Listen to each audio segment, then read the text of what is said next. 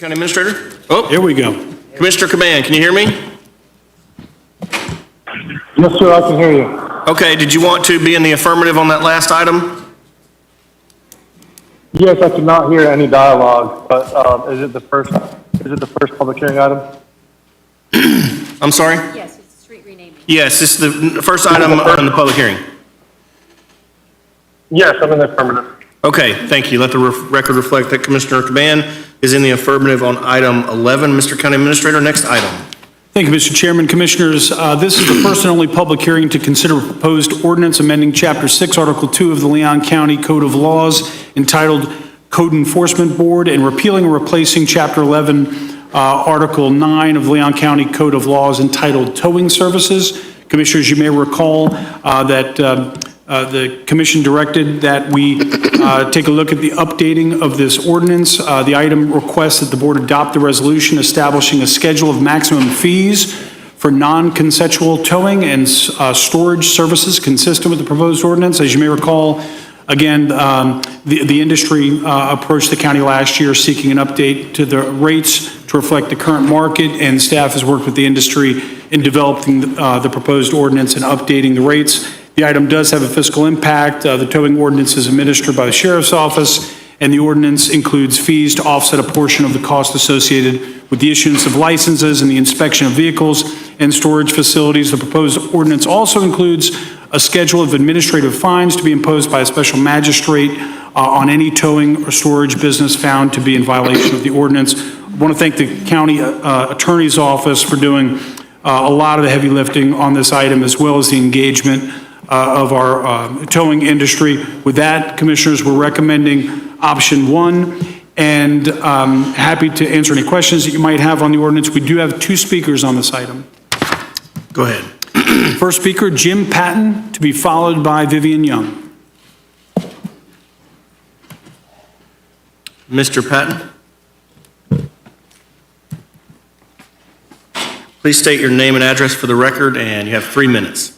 Jim Patton with Jim Patton Towing, 3650 Woodville Highway, Thank you, sir. Tallahassee, Florida. I'm here to represent all 16 towing companies on the rotation list. They asked me to be the one to speak.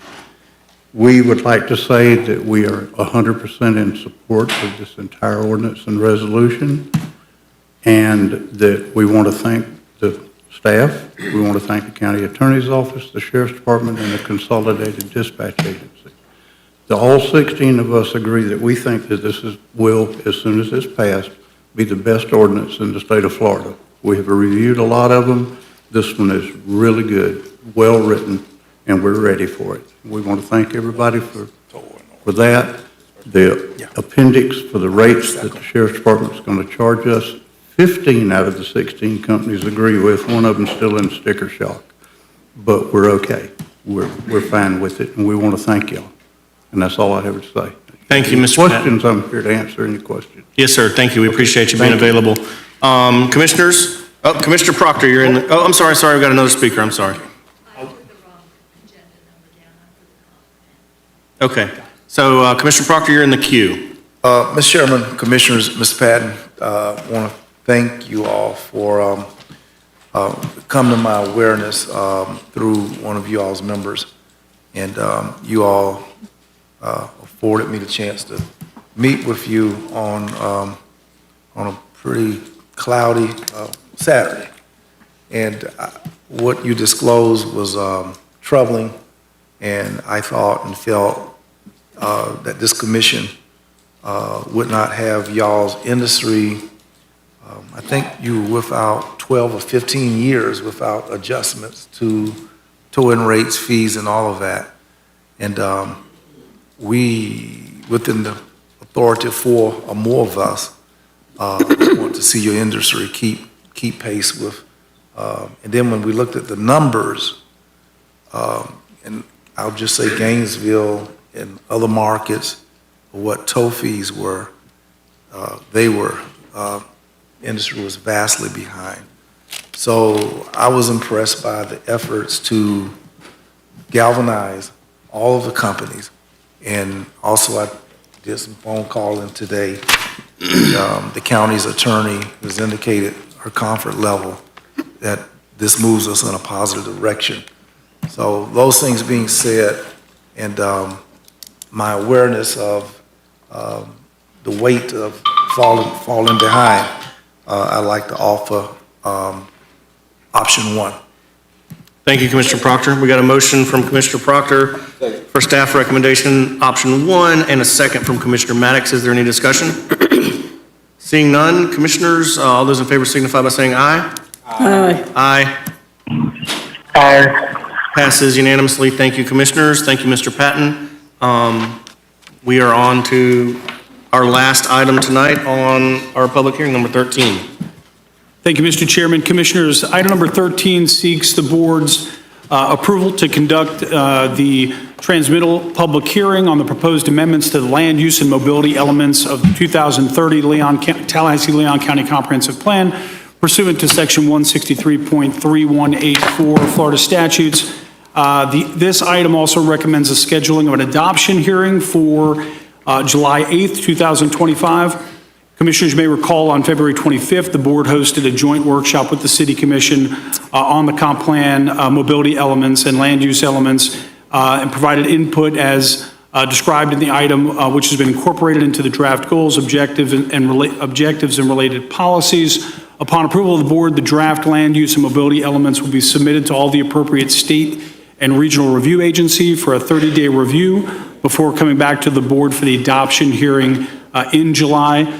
Commissioners, I'd like to turn it over to Artie White at this point for a brief presentation, and then we do have several speaker cards on the item. We're recommending option 1. Artie? Thank you, County Administrator.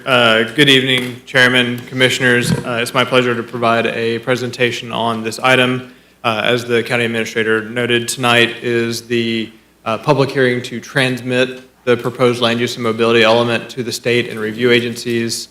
They would have 30 days to review that, provide any comments to us. We would address those. And this item also would schedule the adoption public hearing for your July meeting. As you recall from many conversations, probably most recently the joint workshop on February 25th, our comprehensive plan is comprised of 12 different elements. These are statutorily required, with the exception of 3. We have 3 that are optional, but our community have decided that they're appropriate to have. We received direction from both the board and the City Commission to address 2 of these. I bring this up because there will be other things that may come up that are best suited for a different element. We're specifically looking at land use and mobility in this instance, and there may be future efforts to evaluate and update some of the other elements as well. Just a little bit of background, and this is kind of important to understand, why we're here. What are we looking at with the comp plan? The purpose of a comprehensive plan, and the purpose of the comprehensive plan really is to establish a higher level vision, and then set parameters for much more detailed land development code that includes zoning districts and other programs and policies of the local governments, both the county as well as the city across the street. When we started this effort, we were very intentional to have a land use mobility element that reflected community values. We'll never get 100% agreement on any topic related to growth and development, and we understand that. But at the end of the day, there are certain values that we kind of broad brush across the community all share. Generally speaking, we can all agree that we value environmental stewardship. In fact, that's kind of the #1 community value. We value conscientious growth, community connectivity, diversity, having a community focus, as well as prosperity. And when we look at the plan horizon, kind of going to 2050, we're not necessarily planning for tomorrow. We're really planning for what kind of community do we want for our kids and our grandkids, people who may be being born at TMH today, who will need housing, who will need jobs, those kind of things in that 25-year plan horizon. The plan is also based on data analysis. So we started with community values, but as required by statute and as a logical thing to do within the planning profession, We looked at data analysis. One of those key components is population projections. And so we look out at what are the median population projections through the plan horizon year. And generally speaking, we're looking at adding roughly 41,500 people to our community over the next 25 years. And so our plan proposes a strategy to accommodate that population growth, as well as, again, have that community that future population would want to live in. Artie, can you repeat that? Oh, I'm sorry. Yes, the plan is set up to accommodate that population growth, but in a way that our future generations would want to live in this community. Again, going back to those community values. The plan is also proposing a balanced approach to growth and development. It's looking at how do we accommodate the population projection and that projected growth while protecting the environment. How do we increase density while also protecting neighborhood character? And how do we protect neighborhood character while trying to avoid sprawl, expansions of the urban service area, those kind of things, promoting affordability, and encouraging multimodal transportation. Those last things usually pretty dependent upon density to achieve well. At the February 25th workshop, I went into detail on all the public engagement that had been done up to that point in the development of proposed goals, objectives, and policies. That included the consultant leading an ambassador program, a series of workshops that were part of an educational roadshow, roundtable discussions with various community groups, a vision survey, community building block survey, a series of workshops that we called the STEP analysis, the strengthen, transform, enhance, and preserve, series of workshops on that, public surveys on goals and objectives. We put the goals and objectives out first and got feedback on those, refined those, and then built policies on top of those. And then workshops with the local planning agency. Since that workshop, we've done additional public engagement. We met with citizens advisory committees and stakeholder meetings with community members. We had a community meeting, kind of broad community meeting, not just specific stakeholders or members of citizens advisory committees. We did another workshop with a local planning agency. We published goals, objectives, and policies online for people to review and provide comments directly to us. And finally, there was a local planning agency public hearing on April 1st where the local planning agency voted. They provided some feedback that we incorporated, and with that, with those edits, they recommended unanimously to recommend approval of the proposed land use and mobility element. We've also met with various stakeholders in the community. I mentioned the advisory committees. We've got some feedback from them. We incorporated those into the goals, objectives, and policies. We met with neighborhood associations. One of the key players that reached out and engaged with us directly was the Alliance of Tallahassee Neighborhoods. And we worked with them on a number of things. There were things that we discussed that we just pulled in as they recommended doing. There were a few things that we didn't see exactly eye to eye, but we worked back and forth and came up with a compromise and included. And admittedly, there's a few things that we did not include for various reasons, and I'm happy to discuss those if they come up. But again, it's kind of one of those things where no one group is going to get everything they want, but this has been a collaborative process, and I feel that everyone gets something. We also heard from specific individuals. I know Dr. Biblo provided a very lengthy and extensive list of recommendations. I'd say we incorporated probably 90% or more of those. So I appreciate his time in providing that feedback. A few things we did not incorporate. Either they were more appropriate to look at in the future with land development code changes, or maybe just not appropriate for this comp plan. And also with the South City Foundation, they provided some feedback and expressed some concerns, and we discussed those with them. And again, those we kind of thought were more appropriate for the land development code and other things. But All in all, we've heard from a lot of community members. We really worked with them, appreciated their input, and incorporated everything that was appropriate to incorporate. One of the key components of a land use element is the future land use map. And I think most people, when they think of the land use element, pretty much just think of the future land use map, though there are goals, objectives, and policies in addition to that. When you see the future land use map, you'll notice a couple of things. The first one is the organization of it. It is organized by community context, or sometimes we call that character areas. And so you'll see land uses that line up with kind of natural areas, rural areas, suburban areas, urban areas, and then a few outliers that are called special districts, things like the airport that don't really kind of fit into a category neatly with other things.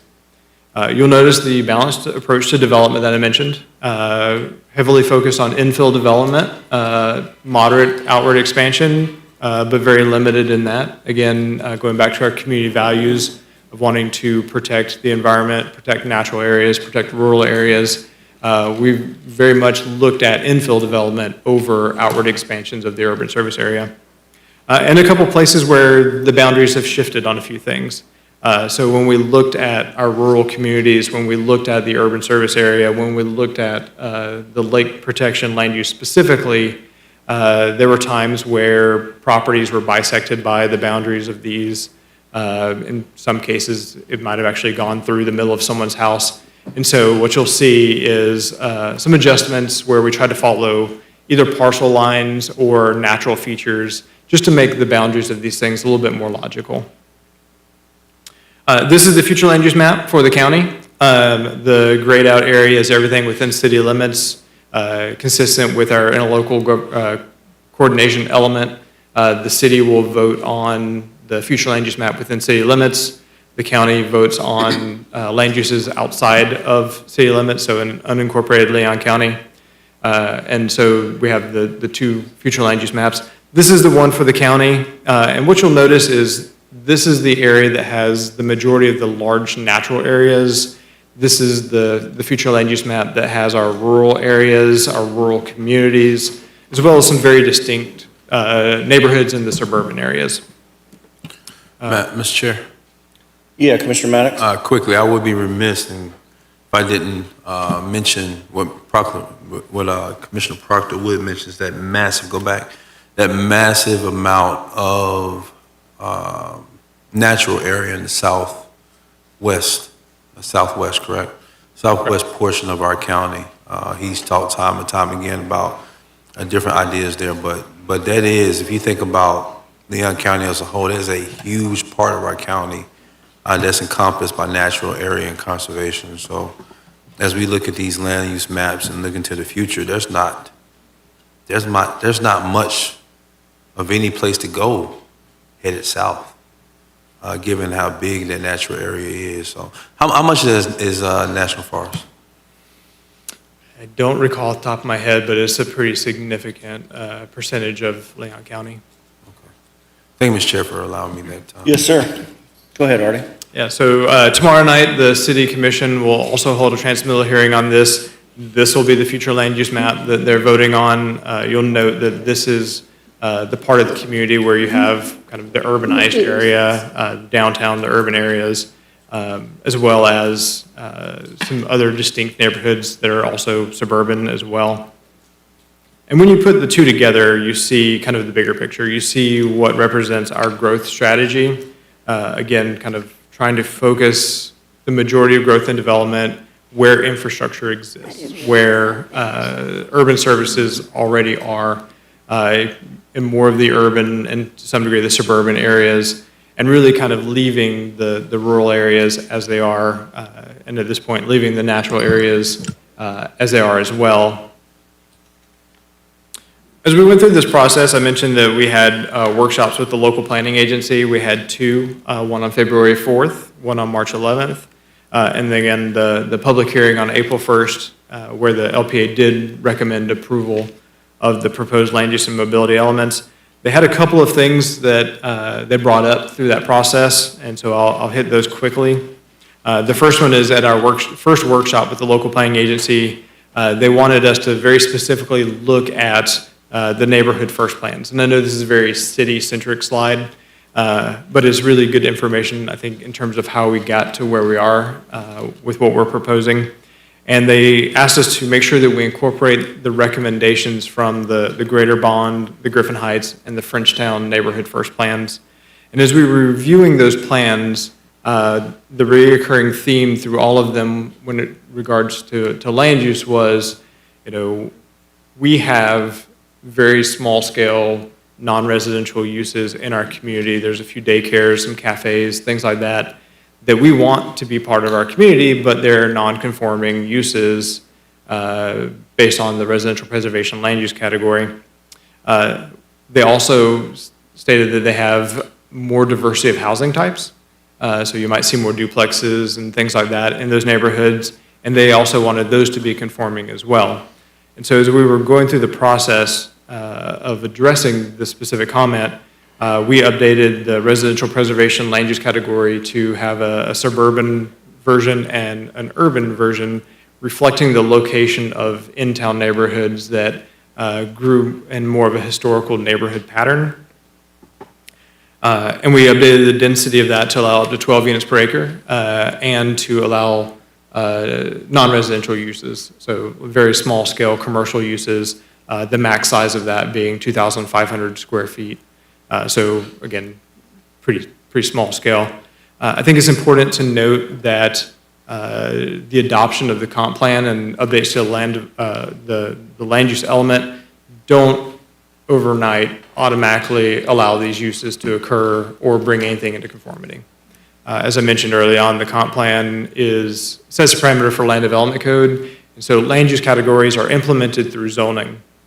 And so the provisions that we included in the proposed land use and mobility element, specifically related to the urban residential preservation land use category, state that a neighborhood has to do a neighborhood plan in order to be eligible for densities that exceed 6 units per acre, which is what residential preservation currently allow, or non-residential uses. So this would have to be effectuated through zoning, and what we would do is, as these 3 neighborhoods move forward in implementing their respective plans, we'll work with them to craft zoning districts and apply it to those neighborhoods. In the future, as other neighborhoods come through, should they want to do something similar, we could work with them. So I know Providence is currently in the process of doing a neighborhood first plan. I don't know at this point if they're going to be interested in something similar or not. So we'll have to see on that. But for every other neighborhood that is urban residential preservation proposed for them, they'll keep their existing zoning. So we won't be changing their zoning unless they, as a neighborhood, ask us to. And so I think that's key, very important. So essentially what this does is, in a way, it provides more protections for the existing neighborhoods because in order to change anything, you have to do a neighborhood plan first. So if you don't want to change anything, you actually have more protection because we added that hurdle. If you do want things to change and allow a little bit more density and a little bit more in terms of non-residential uses, you can do a plan and then we'll work with you to update that plan. So it gives us flexibility to do that. So it's kind of a win-win. But yes, immediately, overnight, doesn't change anyone's entitlements, and you can't just now open up a commercial use in any of the urban residential neighborhoods unless you do that neighborhood plan first. And that neighborhood plan has to include public engagement with the neighborhood, buy-in from the neighborhood, and the implementation of it also has to include the neighborhood. So can't really emphasize that enough. That language is in the comp plan that we're proposing, and we'll give credit to ATN for working with me on that language. The second thing the local planning agency was really interested in is we have the goal of greater housing diversity. And so they were kind of just asking questions at that meeting about what are we talking about. And so as you see, now that we have the goals, objectives, and policies, when we talk about greater housing diversity, we're generally talking about what we call missing middle housing. That's planner jargon that we use quite a bit in the planning profession. Not everyone knows it, so when we say missing middle housing, we're talking about kind of the range of housing between single-family detached homes and apartment complexes. So that's duplexes, townhomes, fourplexes, courtyard, cottages, things like that. And so it's really kind of looking at, how do we have more housing types? And again, that goes back to our community value of diversity. So we understand that this community is a very diverse population. And so there may be people at different stages of life who need different housing types. At some point you may want a very large house with a big yard. At some point you may need to downsize and move into a townhome or something like that with less of a yard to maintain. So it's not just, can we accommodate the population growth with sheer numbers, but do we have the variety of housing types that the people in this community want and need? There was questions about neighborhood compatibility. We specifically included provisions in the suburban residential preservation and the urban residential preservation land use categories that would address neighborhood compatibility and require detailed information in the code for buffer screening, design standards, and even like transition areas where you gradually ramp up or ramp down densities and the allowed uses. And finally, the local planning agency wanted information about how the current land use categories and the proposed land use categories relate to each other.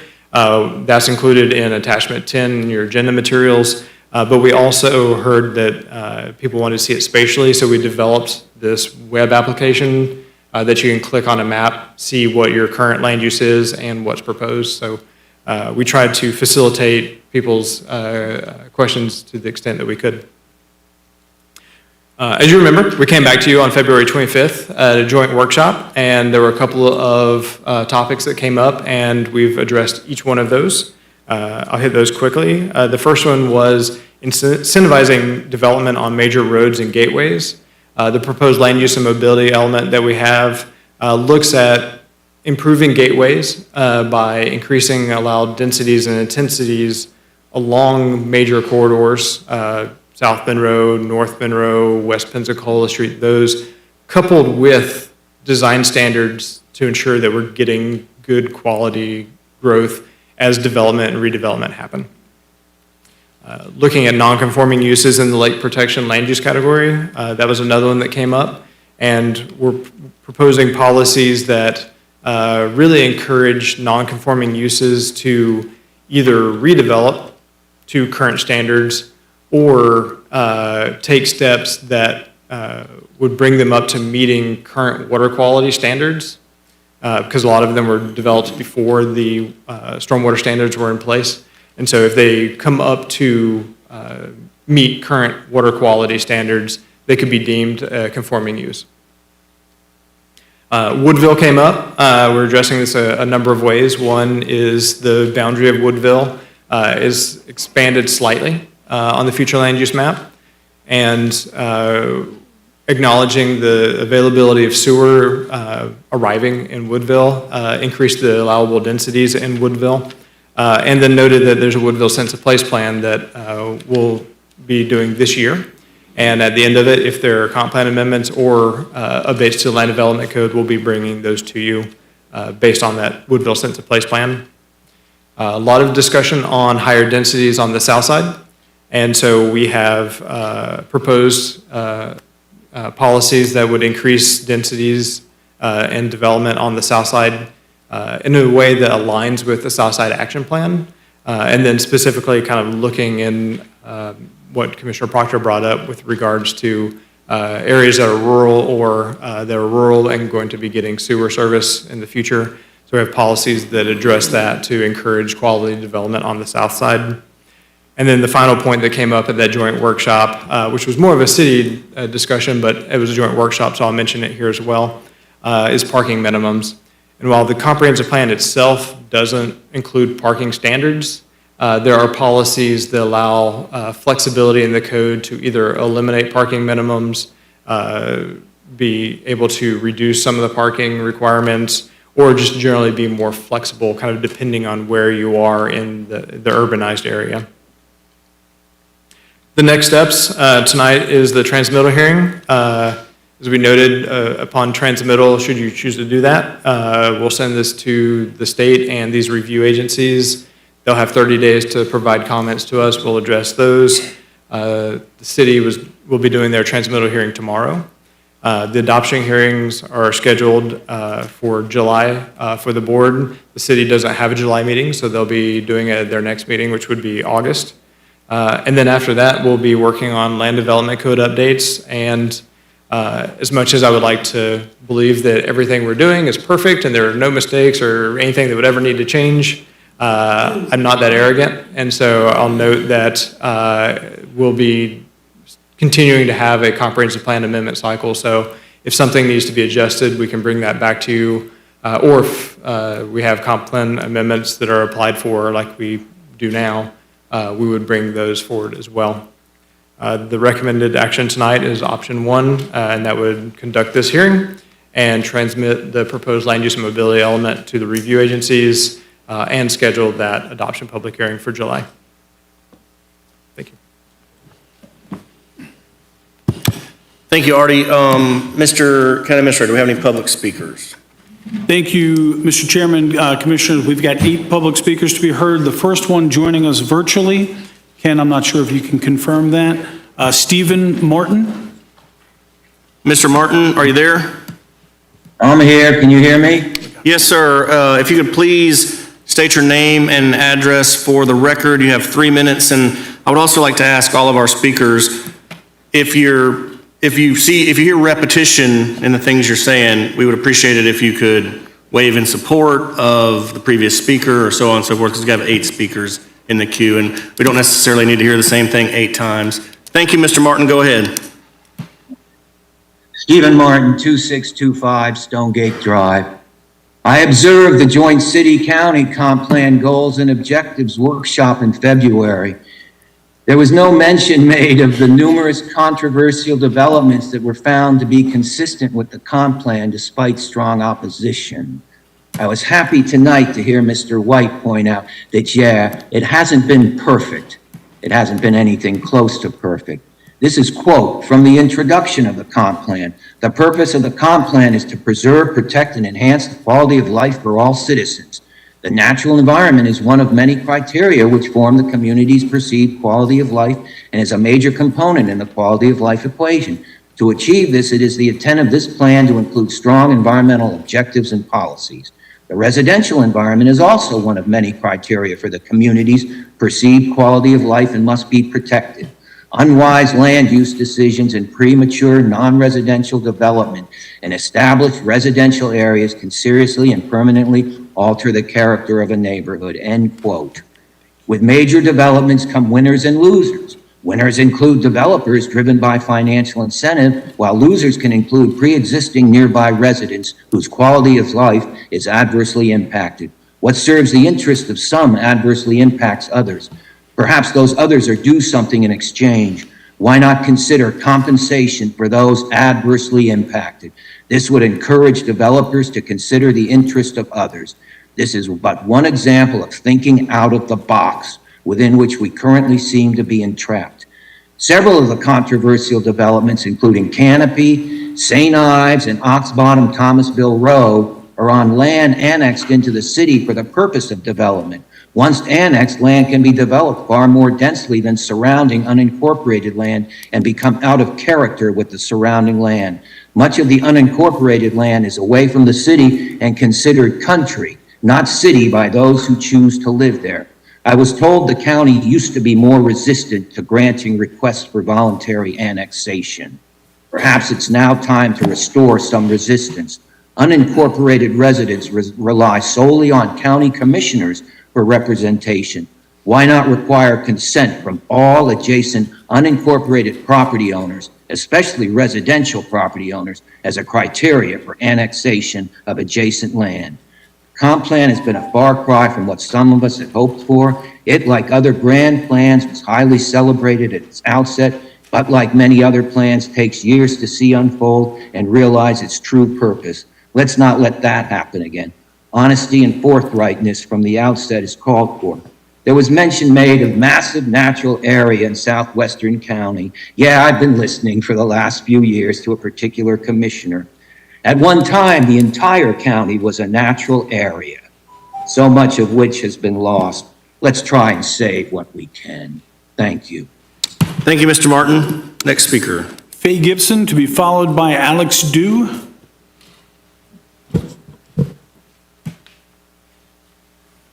Thank you for your time. Name and address for the record, Ms. Gibson. You have 3 minutes. I'm Fay Gibson. I live at 625 McDaniel Street in Tallahassee, Florida. I am a 34-year resident of Lafayette Park, the neighborhood where I live, and I was shocked yesterday to learn that this plan was coming up for your vote today for the transmittal. It's the first I've heard of it after 34 years of living there. This plan, if passed, will drastically and permanently alter my neighborhood, my investment in my home, and my fundamental of life. I'm asking you to refrain from passing the comprehensive plan update to the future land use and mobility elements. While there have been lots of hearings that we've just heard about, the actual status of this plan was not given to the Alliance for Tallahassee Neighborhoods until yesterday.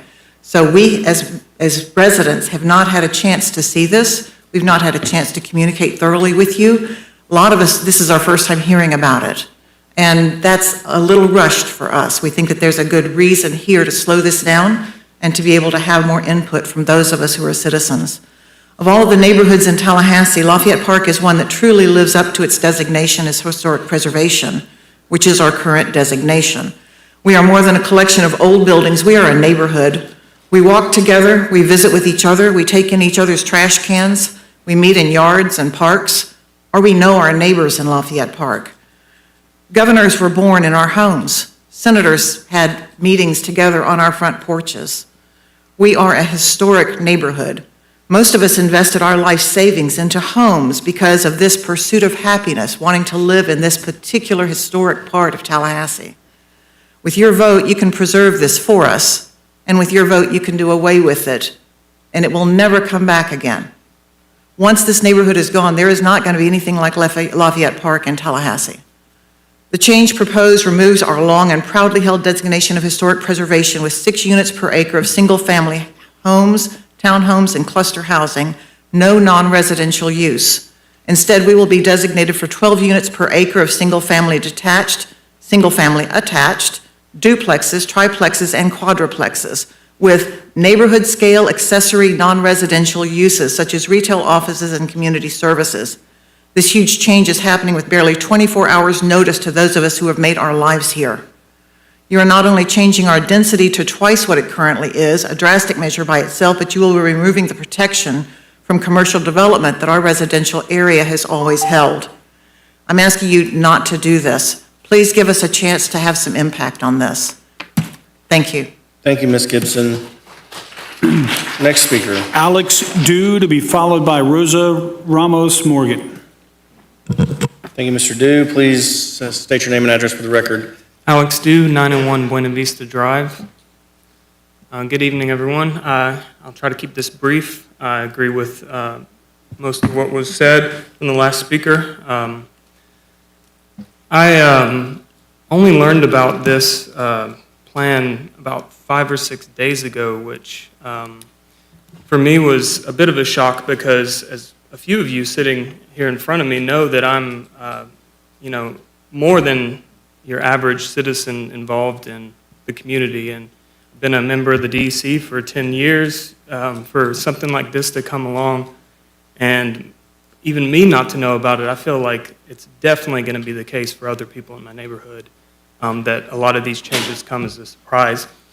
And I would just like to give my neighborhood's example of, one oversight that I feel like is in this plan, and I feel like if it could happen to our neighborhood, that there are probably other areas where there could be improvements before you vote to transmit this to the state. So I live on Buena Vista Drive. I believe one of you also lives on my street. And I live in a house built in 1949, and the 2 houses to my north and south were also built in that era, and my neighbor actually grew up in his house. His great-grandfather built that house. The resident before me was a woman who lived to be 99 years old, and I still prune her flowers. So I feel like taking our neighborhood from an R1 single-family neighborhood to a urban neighborhood, 26 units per acre, is a wild jump. And in fact, we're being lumped in with a lot of the units west of us, when in fact, the character of our neighborhood more resembles what's east of us. I can give you all some examples. So here's a picture of my house. Single-family home, lots of beautiful live oaks, other houses in the neighborhood. You get the idea. It's your quintessential single-family neighborhood. We're being lumped together with what's west of us. Apartment complexes, areas with duplexes. Now these, I do think it's appropriate that they should be, maybe in the future, reaching the point of 26 per acre. But to take ours and zone it that way, or propose it to be zoned that way in the future, I think is a bit extreme. And in fact, here's what's just to the east of us, which is what I think our neighborhood more resembles. So I would just ask that we slow down on this a little bit, give everybody some chances to point out some of these things, that they might see in their neighborhoods. And thank you for your time. Thank you, Mr. Dew. Next speaker. Rosa Ramos Morgan, to be followed by Mike Brezen.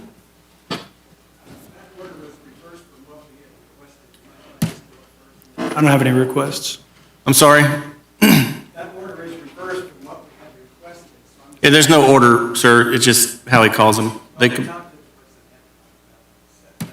We don't know the order, sir. We just have a stack of names. They get shuffled around. Sir, whoever we called needs to speak. We have to have some order. We can't just do it on the fly. Ms. Ramos Morgan, name and address for the record, please. Rosa Ramos Morgan, 400 Capitol Circle Southeast. Thank you. You're not going to get the introduction until after I speak, so. Good evening. I'm here on behalf of the Alliance of Tallahassee Neighborhoods regarding the Northwood property. I'd like you all just to sit back for a minute. We invite you to take an imagined drive south on Monroe Street from I-10. You come upon the site of the former Northwood Mall, and you see a vibrant campus with a state-of-the-art police headquarters. The completion of a phased development that includes an activity center, a safe, positive space oriented towards youth and children, affordable and workforce housing, a community resource center offering various social services, a mobility hub incorporating parking, transit, and drop-off areas. You turn into the complex and see a wildlife observation area that has been integrated with a drainage pond, and see how that helps our community meet its carbon neutrality goals. You are proud we developed this gem, a gateway into our fair city. This vision is our proposal for the Northwood property. In order to accomplish this, we critically need a public-oriented, creative, and guiding master plan. Piecemeal development, like citing the police headquarters and roads without considering the rest of the property, takes away the chance to build something greater than the sum of its parts. Our ATN position is for the city to retain ownership of the entire Northwood parcel because owning the property is strategic and smart. It allows us to control its density, and over time, its value and its potential will only grow. However, regardless of whether the city sells property, a master plan will ensure this property becomes an exemplary model of integrated community space, enhancing not only the site, but surrounding neighborhoods. This is a unique moment to shape our community's future. Commissioners, we're asking you to commit to a full plan now.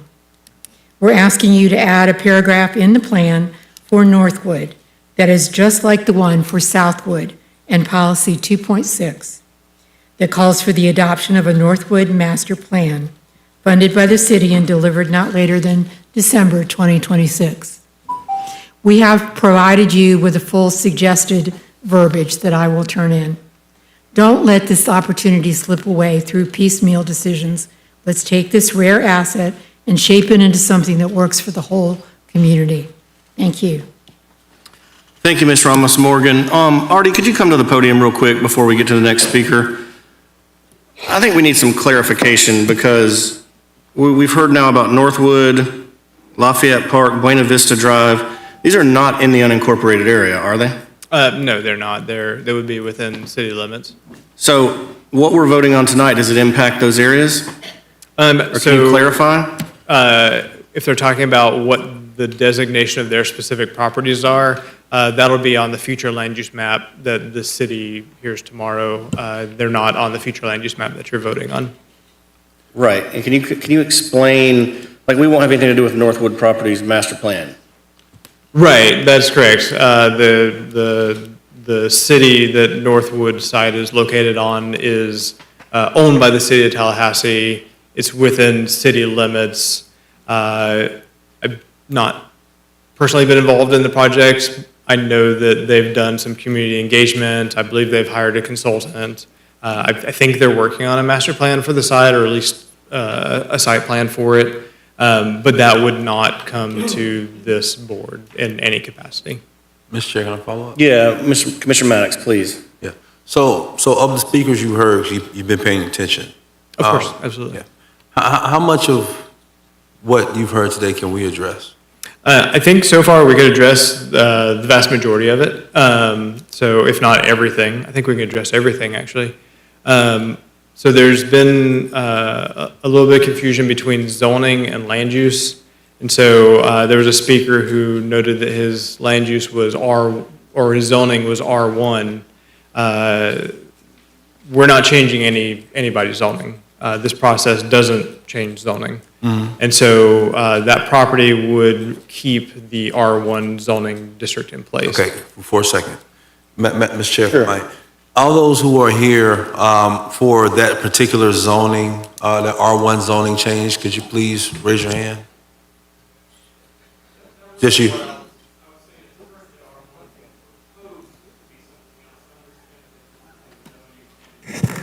Okay, thank you. Mr. Chair, I'm glad you asked what you asked. I'm pretty sure as I look out in the crowd, I've seen a lot of faithfuls that have been in this chamber a good bit. And I just want to make sure that as the chair has tried to specify here, that there's an understanding between what we can do as the Leon County Commission versus the city's jurisdiction and their votes that they will have to take when it comes to the plans that they have. Now, Lafayette Oaks, which I believe is one of the conversations we were having here, I think I heard it earlier. Lafayette Park. Oh, Lafayette Park, I'm sorry, Lafayette Park. Is that in the unincorporated area? It's also within city limits. Right, that's what I thought. What you heard before, is that something that we can address? It would not be what you would address. That would be In this process. In this process? Because that would be on the future land use map that's within city limits. And so you would only be voting for land uses that are applied outside the city. Outside the city limits, okay. All right, thank you, Mr. Chair, I understand. Thank you, Commissioner Maddox. Thank you, Artie. Next speaker, please.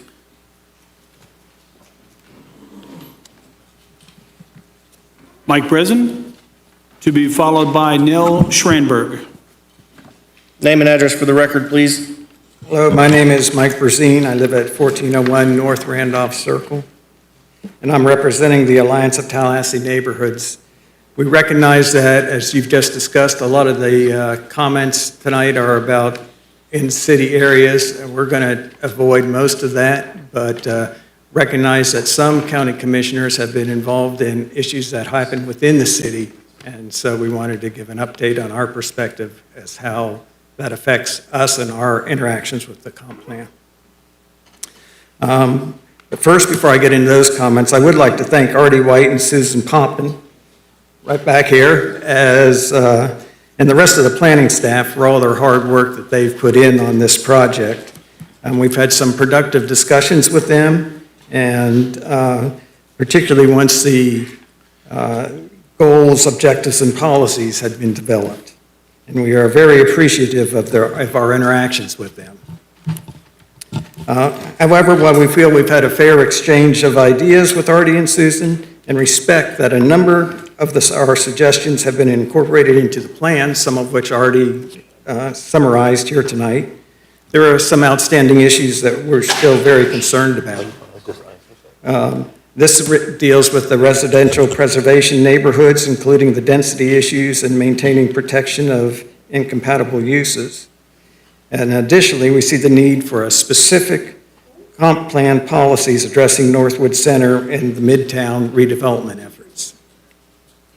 Since you county commissioners have been involved most with the Northwood Center, our next speaker, Rosa Morgan, will present the comp plan. Oh, she's already spoken. For Midtown, I want to express ATN's support for the efforts of the Midtown Working Group and their desire for a Midtown master plan to be created prior to any major redevelopment efforts. With that in mind, I appreciate your attention and look forward to working with Artie and the rest of the planning group in the future to make this comp plan an even better document to guide our growth. Thank you. Thank you, Mr. Brazine. Next speaker, please. Nils Schranberg, to be followed by Vivian Young. Ms. Schranberg, please state your name and address for the record. My name is Nell Strandberg. I live at 409 Beard Street. I had statement that I had put together. I do live in Lafayette Park. We just got notice of this yesterday, and I cannot make the meeting tomorrow, is why I came tonight. I understand you're the county and this is a city issue, but I think some of the statements I want to say tonight that will change from what I have written are, this is going too fast. We found out about this yesterday or so, and you all are going to transmit this, and then it keeps going forward too fast. Please slow this down and reconsider the transmittal so that there's enough time for neighborhood people to come and speak in front of the appropriate commissions that are here. But some of the things that happen in my street also pertain to suburban areas in the county. I question the need for the status change of residential preservation in some of these that are happening with the density increasing. And I'm wondering who's, you've protected our neighborhoods, and I thank you all for protecting our neighborhood, and I'm wondering for the changes. I heard the presentation, but we need to protect our neighborhoods that are special to our city and county. And the proposal to double the density, I think even in the suburban areas or the county areas, if you walked around the streets, there's not enough room for that density. It's going to add more parking on the streets, which then causes more problems. And I say that as somebody who lives on Beard Street, where Table 23 and their popularity has made my street a parking lot. The valet parking, the employee parking, people that don't want to pay for valet are parking on my street. My friends, if they come to visit, cannot park in front of my house. And if you allow businesses or offices to come in the suburban areas, that's going to happen to their neighborhoods also. And it may be the go-to place where people are wanting to buy something, and the smaller lots, they have to park on the street. And that is affecting our special neighborhoods that we have in this city. Also, we had a daycare at my corner. That meant parents picking up, dropping off, and the noise throughout the day from 2 houses away. And you're allowing that with this change in the land use, that it can happen, and once it is approved, they say, okay, it's part of the comp plan. I saw this happen just recently when I had gone to one of our meetings. They said, well, it's already approved, and so then it's changed. Please protect our neighborhoods. You know what a special area we are, and a special city, and we need to slow this process down. It seems to, people think that it's, I guess it started in 2013, and then all of a sudden, it's just been going so quickly. So please, postpone the transmittal. Give your residents some time to give you answers. We don't troll the website for the land use. and see what's happening. We need to come out and speak with you. Thank you for all the hard work. Thank you, the staff, for all the hard work you've done. I appreciate you listening. Thank you, Ms. Strandberg. Next speaker. Vivian Young, to be followed by Andrew Gay.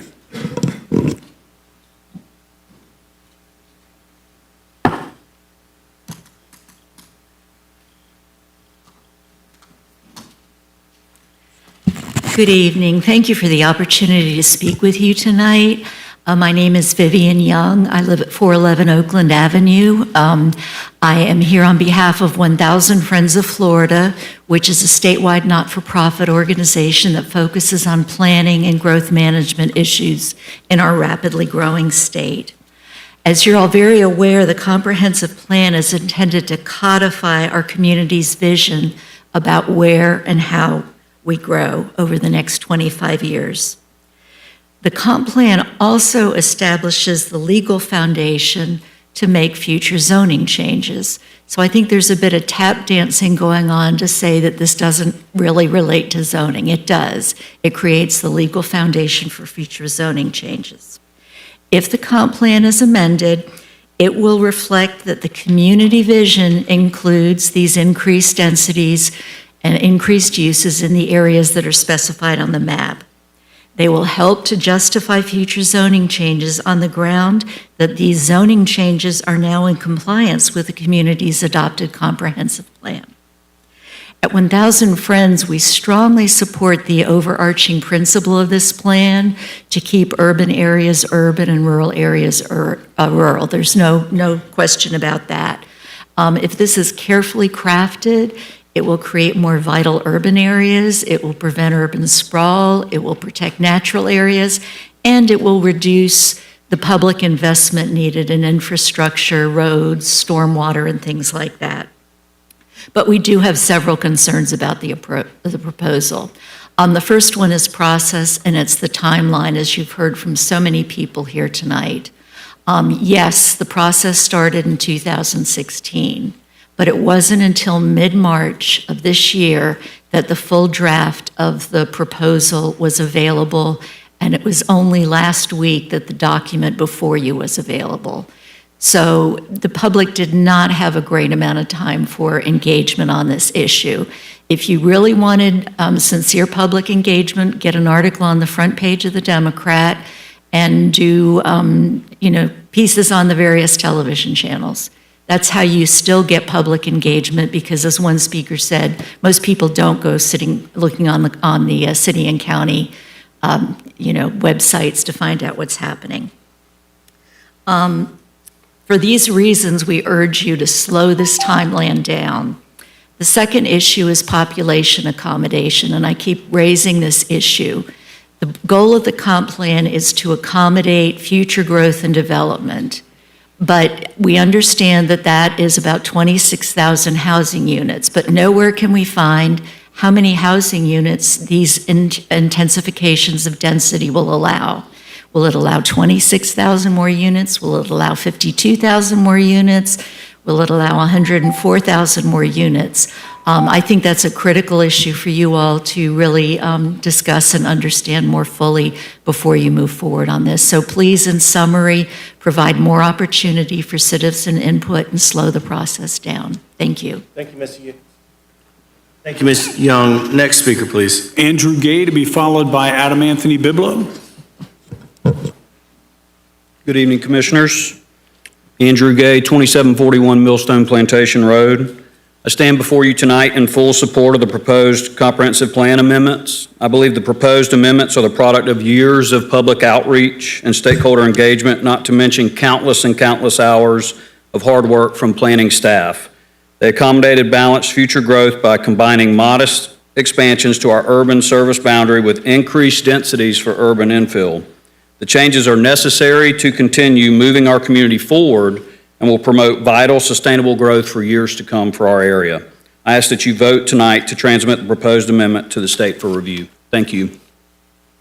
Thank you, Mr. Gay. Next speaker. Adam Anthony Biblow, to be followed by Eric Draper. Name and address for the record, sir. Right. Adam Anthony Biblo, address withheld from via Chapter 119. Exclusion. You have 3 minutes, sir. Thank you. Hey, thank you for your work on the comp plan to your staff and the consultant. And I had a lot of issues. They addressed many of them, mostly the smaller issues. Some of them were larger. There's still a few that I wanted to point out. I'm going to focus only on 3. One is the proposed policy relating to the urban service area itself. And that policy, as drafted, would require there to be a 50% over surplus in land to accommodate the population. And one can argue whether the accommodation models make sense to begin with, but that said, it would provide for 50% oversupply. And that recognizes the urban service area boundary as we have today. That makes sense because why fight about the existing boundary? But I don't believe there's any logical or good planning reason to keep expanding the urban service area at that rate. Maybe it needs to be expanded in the future, but to lock it in at always having to be 50% over the so-called standard, I think is not a good idea. I think it's a very poor idea. Okay, that's issue 1. And I could answer any question you have about anything I say, and particularly interested in that issue if you like. The other 2, hopefully, maybe there's some answer. There's 2 maps that do not appear in the amendment that I can't figure out what happened. There's a reference, one of the maps that's typically in the comp plan. I'm not a real fan of the approach, but it's been cited many times, which is functional classification, or what staff used to refer to as the funky class map. Arterial, local street, collector. Well, what street is this? Well, you've got policies that say on an arterial, you do this, you don't do that. That map isn't in the amendment. Where did it go? That needs to be part of the mobility element if you're going to refer to functional class. I don't understand it. Or maybe it's going to be outside the comp plan, but the comp plan has to tell us where to find that information. And is it, you know, what's the public, how does the public get this information? Similarly, another kind of information is context classification. That's sort of a newer thing that this comp plan has picked up on. It's similar to functional classification. Sometimes it's a substitute for it. There's 46 citations in the proposed policies to context. Yet, in fact, there's one proposed policy, I think it's 6.3.3, I can look it up if you want, that specifically refers to a context classification map. It's not in the amendment. So I think, you know, there's a lot of good work that has been done. There's still some issues that are outstanding and need to be addressed. I think there needs to be a little bit more time put into cleaning this up and answering where are those things and so on. Thank you, sir. Thank you. Next speaker. Eric Draper, to be followed by Candace Mitchell. Mr. Draper, your name and address for the record, please. You have 3 minutes. Thank you very much. Eric Draper, 3627 Dexter Drive. I'll be brief. Organization I'm with, Capital City Cyclists, participated in the process here. We made a number of recommendations. A number of those were accepted into the mobility and transportation element. We appreciate that. There's one recommendation that we made that we thought if there's a chance to get it in would still make sense under 6.5.1, where bicycle facilities would be installed or evaluated concurrent with maintenance. We recommend the addition of the word implement in that particular section so that when maintenance is being done, you're not just evaluating for additional bike lanes or infrastructure, that you actually implement that also. Other than that, I think you did a pretty good job on the mobility element. We really appreciate having the opportunity to participate in that. Thank you. Thank you for your brevity, Mr. Draper. Next speaker. Candace Mitchell, to be followed by Deborah Irvin. Name and address for the record, please. Good evening. I'm Candace Mitchell, and I live at 1639 Fernando Drive, and that's in the neighborhood of Los Robles. For those of you who haven't been driven through Los Robles or attended a function in the Women's Club in Los Robles, we are a small neighborhood situated between Thomasville Road and Meridian. I'm glad to see some shaking heads over there. We are the first planned subdivision of Tallahassee, platted in 1928. We are listed on the Historic Register of Historic Places. We have a strong neighborhood association that was incorporated in the 1970s. We have been hounding people for a long time. We have fought to preserve the unique character and quality of life of our neighborhood. Our current president, Danielle Dixon, was not able to come tonight, but I am going to read her comments to you. And I have something to show you. I am here formally to submit signed petition. Over 100 residents of Los Robles oppose the land use under the comprehensive plan, the change of the land use. This petition circulated over 3 days due to the rush timeline. Residents across Tallahassee have struggled to understand the full scope of these changes. Even so, many respondents quickly voiced their opinion. These signatures reflect broad concerns about the increased density, commercial encroachment, traffic, and potential loss of the neighborhood character. Our current residential preservation designation has protected Los Robles for decades. Using an urban residential preservation would double our housing density and allow commercial use, both incompatible with our historic neighborhood. We respectfully request the Commission reject the proposed change and retain our current residential preservation designation. Alternatively, we support the change of suburban residential preservation, which more accurately reflects the scale and purpose of our neighborhood. Thank you for hearing us out. We appreciate your time. Thank you. Thank you, Ms. Mitchell. Next speaker. Deborah Irvin, to be followed by Jake Varn. Yes, thank you, Commissioners. My name is Deborah Irvin, and I live at 1500 Cristobal Drive in the Los Robles neighborhood. I understand that you don't want to spend a lot of your time or energy on areas within the city limits, but I think some of the issues that have arisen tonight with respect to areas in the city limits are also pertinent to the non-city areas that you're considering. I moved into my neighborhood 29 plus years ago, and I moved there as a single parent of a young child because I treasured what I was seeing within my neighborhood. Our citizens have been given very little opportunity to consider what's being proposed, whether it's city or county, and we deserve better.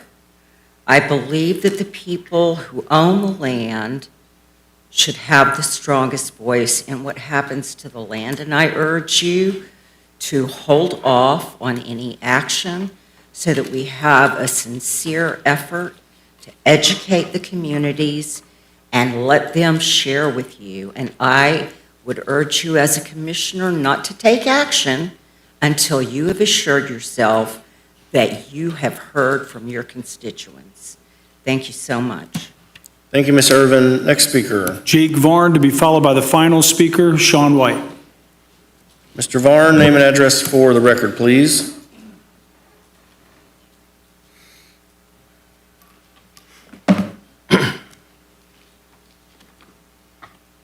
Mr. Chairman, members of the board, my name is Jake Varn. I live at 1501 Fernando Drive. My telephone number is 850-509-5585. I'm an attorney, using the term loosely, for more than 50 years. Just a quick sidelight. Vince used to work for me when he was a young whippersnapper many years ago. So I have a great deal of respect for him. But he does make mistakes occasionally. In any event, during my career, I have been in charge of preparing 2 comprehensive plans for counties, and I have been involved in so many amendments I can't count them all. So I know a little bit about which I speak. First off, as a lawyer, I consider the comp plan to be the constitution that governs what you do. And everything you do has to be consistent with that constitution, which in this case, the land use decision. So what it is a very important document that needs to be carefully considered when you approve it. I have lived in Los Robles for 25 years. I have been in the city and county for 46 years, and this is the first time I've appeared before the county commission. I haven't had a good reason to be here, but tonight I do. There are issues that I have with the future land use map, which most people refer to as the FLUM, as a F-L-U-M, and the proposed land use policies. What is the rush to approve the new FLUM and the proposed land use policies? There should be no rush, as many people have said tonight. The current FLUM and the current land use policies have been in place for a number of years, and the new FLUM and new land use policies will be in place for also a great many years. So why rush to do it? Make sure you get it right. The revisions that have been proposed are substantial, and one needs time to review them. Some of these documents weren't prepared until like less than a week before some of the public meetings, and you can't really review what the old policies were versus the new. And obviously, I will tell you, there's a lot of ways they could have made it a lot easier for people to understand precisely what they are changing. And so, from my perspective, the public was provided very little time to thoroughly review and evaluate all of the proposed revisions. The explanations given for some of the revisions were not clear and or accurate. Now, was that my 3 minutes? You got 30 seconds, I think. Well, you know, honestly, I feel that this way about your 3-minute limitation. Mr. White, you gave 24 minutes to, and I'm supposed to respond in 3 minutes to what he spends 24 minutes? This process was designed to have citizen input, and all you're getting is staff input. And I get 3 minutes? I personally think that that will never be held up if anyone challenges limiting the public's comments. This process was designed to give people, the public, the opportunity to comment. I want to just say, reinforce, stick with your residential preservation that you have at Los Robles, and I challenge you to read that definition in your land use policies. I want to refer to it very quickly so you know where to look. Look at policy 2.2.3, residential preservation, and compare that to this new definition they have of urban residential preservation. Thank you, and for those of you that like to read, I actually have written comments that I'd like to submit. You can go right there, Mr. Vaughn. Can you give one to each of the commissioners, please? Thank you, Mr. Vaughn. We appreciate you. I think it's remarkable you look younger than Vince. I don't know how he could have worked for him. Wow, that's tough. I can't do anything about it here.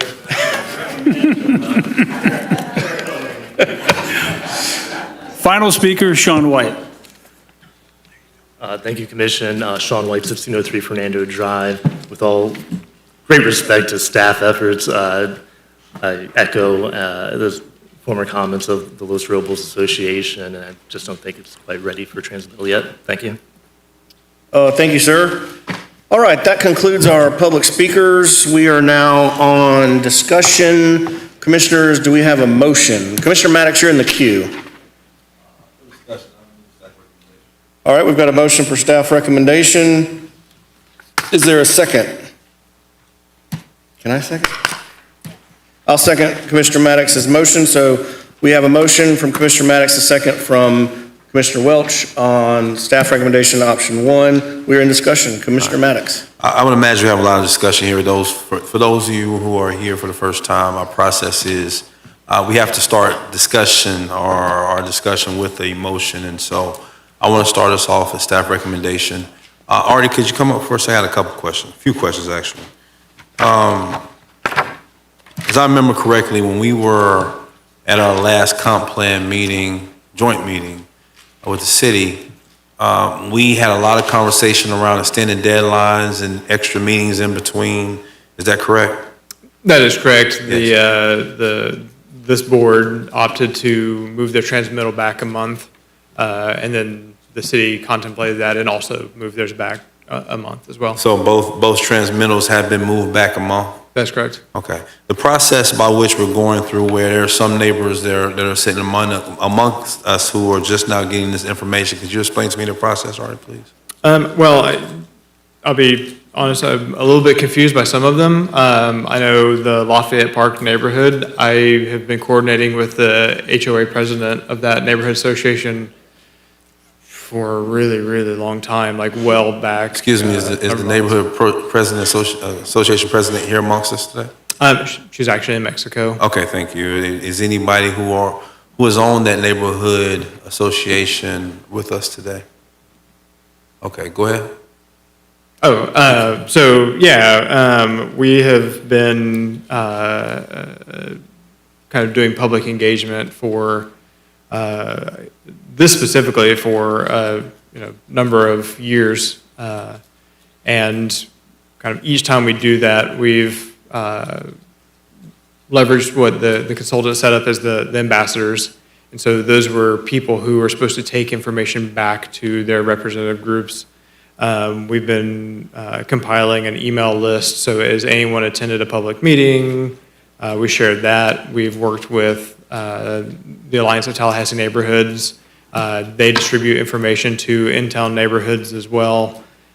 We've been posting things on social media, so I'm not sure how much more we could have done, to be honest, to inform people. We've kind of been working both the public-facing channels, the advertisements, social media, those things, as well as trying to leverage networks of people using community organizations, community groups, HOAs, things like that. Mr. Chair, if you'll indulge me. Yes, sir.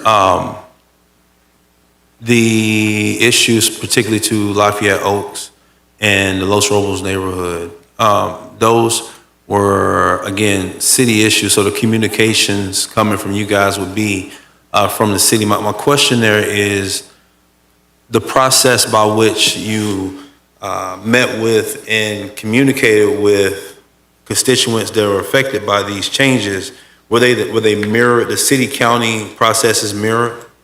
They do, yes. Okay, so as far as the amount of meetings and the time spent on it, those things were mirrored, okay. There was a lot of conversation around us extending or not approving and moving the deadline. Could you talk to me a little bit about that process and what exactly we could do or what the options are there to extend the deadline and what might that accomplish? Yeah, so you absolutely have the option to continue the public hearing to another date. That's always an option for a public hearing. I think one of the concerns with that would be we have a comprehensive plan today, and it remains in effect. But if someone were looking at doing a rezoning or a comprehensive plan amendment, they're kind of in limbo, trying to understand, okay, if I'm changing my land use, coming in, going through the process, is the comp plan land use element going to change before I get through the process of changing my land uses now? In fact, with regards to the city, they actually have a comprehensive plan amendment on the same agenda tomorrow as the transmittal for the land use element. And it was because the applicant, we offered to roll it into this, but they were unsure whether the deadline would be extended or not. And so it gets a little awkward if someone wants to amend the comp plan while it's being rewritten. And so there's some concern with that. We could do, if you extend it, provide more opportunity for the citizens to to review the materials. They have been published online, and again, we use social media to let people know that it was published online since early to mid-March, and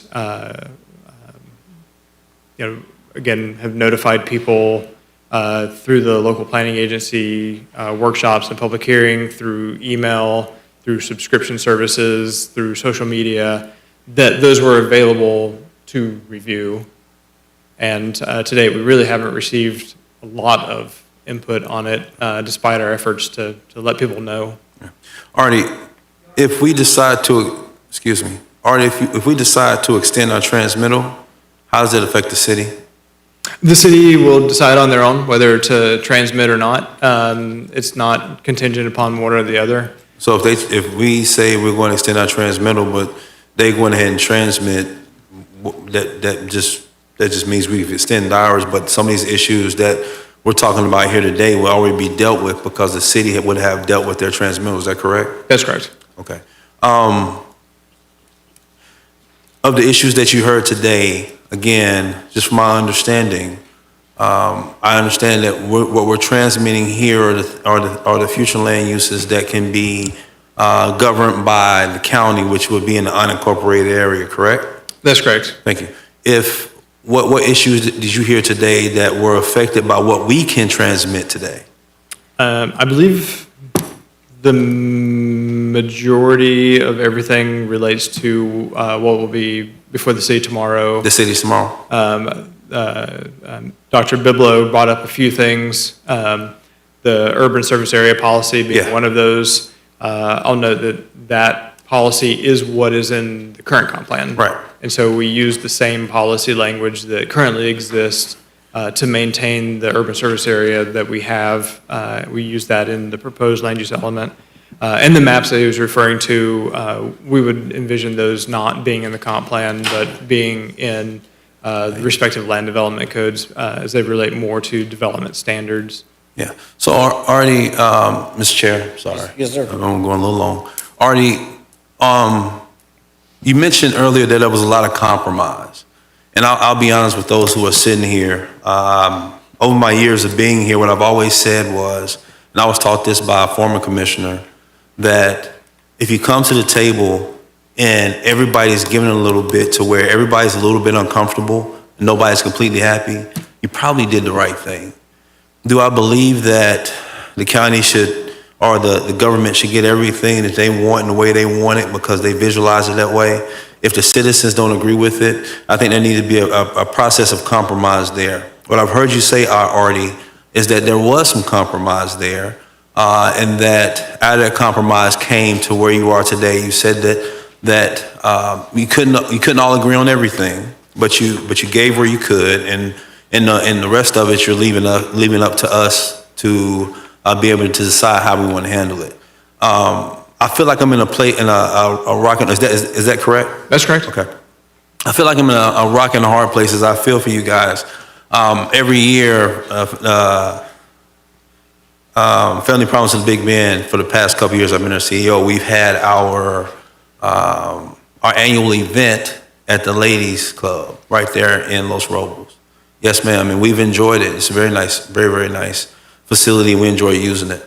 That neighborhood does have a character to it that is unique to Los Robles. You all should be proud of that. You protect it, you should be proud of it. Much like other neighborhoods within our community that have been asked that they be protected. The thing that we have here today, and what I want everyone to understand, is the county not transmitting means nothing. If we extended our transmittal today, it does not stop the city from accepting their transmittal tomorrow. The process will be what it's going to be. Now, I appreciate, just for the standpoint of Leon County, City of Tallahassee is in Leon County. I do appreciate being able to understand and hear you all speak to us today about the issues that you have that are happening within the city limits. But I will say to you that jurisdiction is jurisdiction. We can't make, nor mandate, nor legislate what happens inside the city limits. And so for that reason, I made the initial motion for staff recommendation, which is option 1, because of what I understood is the line of questioning I had, that the county not transmitting does not stop the process. It just extends our transmittal, but it keeps the city transmittal as the way they want to decide it tomorrow. The process, as already said, was the same for the county things as it was the city things. Those who did not hear about it until yesterday, or the timing was a little shorter for you, I think you're full within your right to go to the city tomorrow and ask for extra time, or extra consideration, extra time. I just don't think this is the chambers that you asked for, because quite frankly, like I said before, whether we transmit or not, it won't matter to us what your fate is going to be for the neighborhood tomorrow.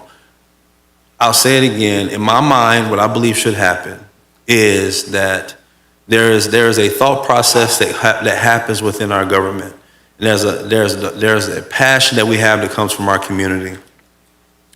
As staff looks at the numbers and looks at how we're going to grow in the future and the amount of people that we're going to be coming to Tallahassee, and we try to figure out how to make room for those folks in those households, they look at things from that perspective. How do we do this in a way that maximizes the land that we have within the urban services area in order to accommodate for the folks that's going to be coming to our area?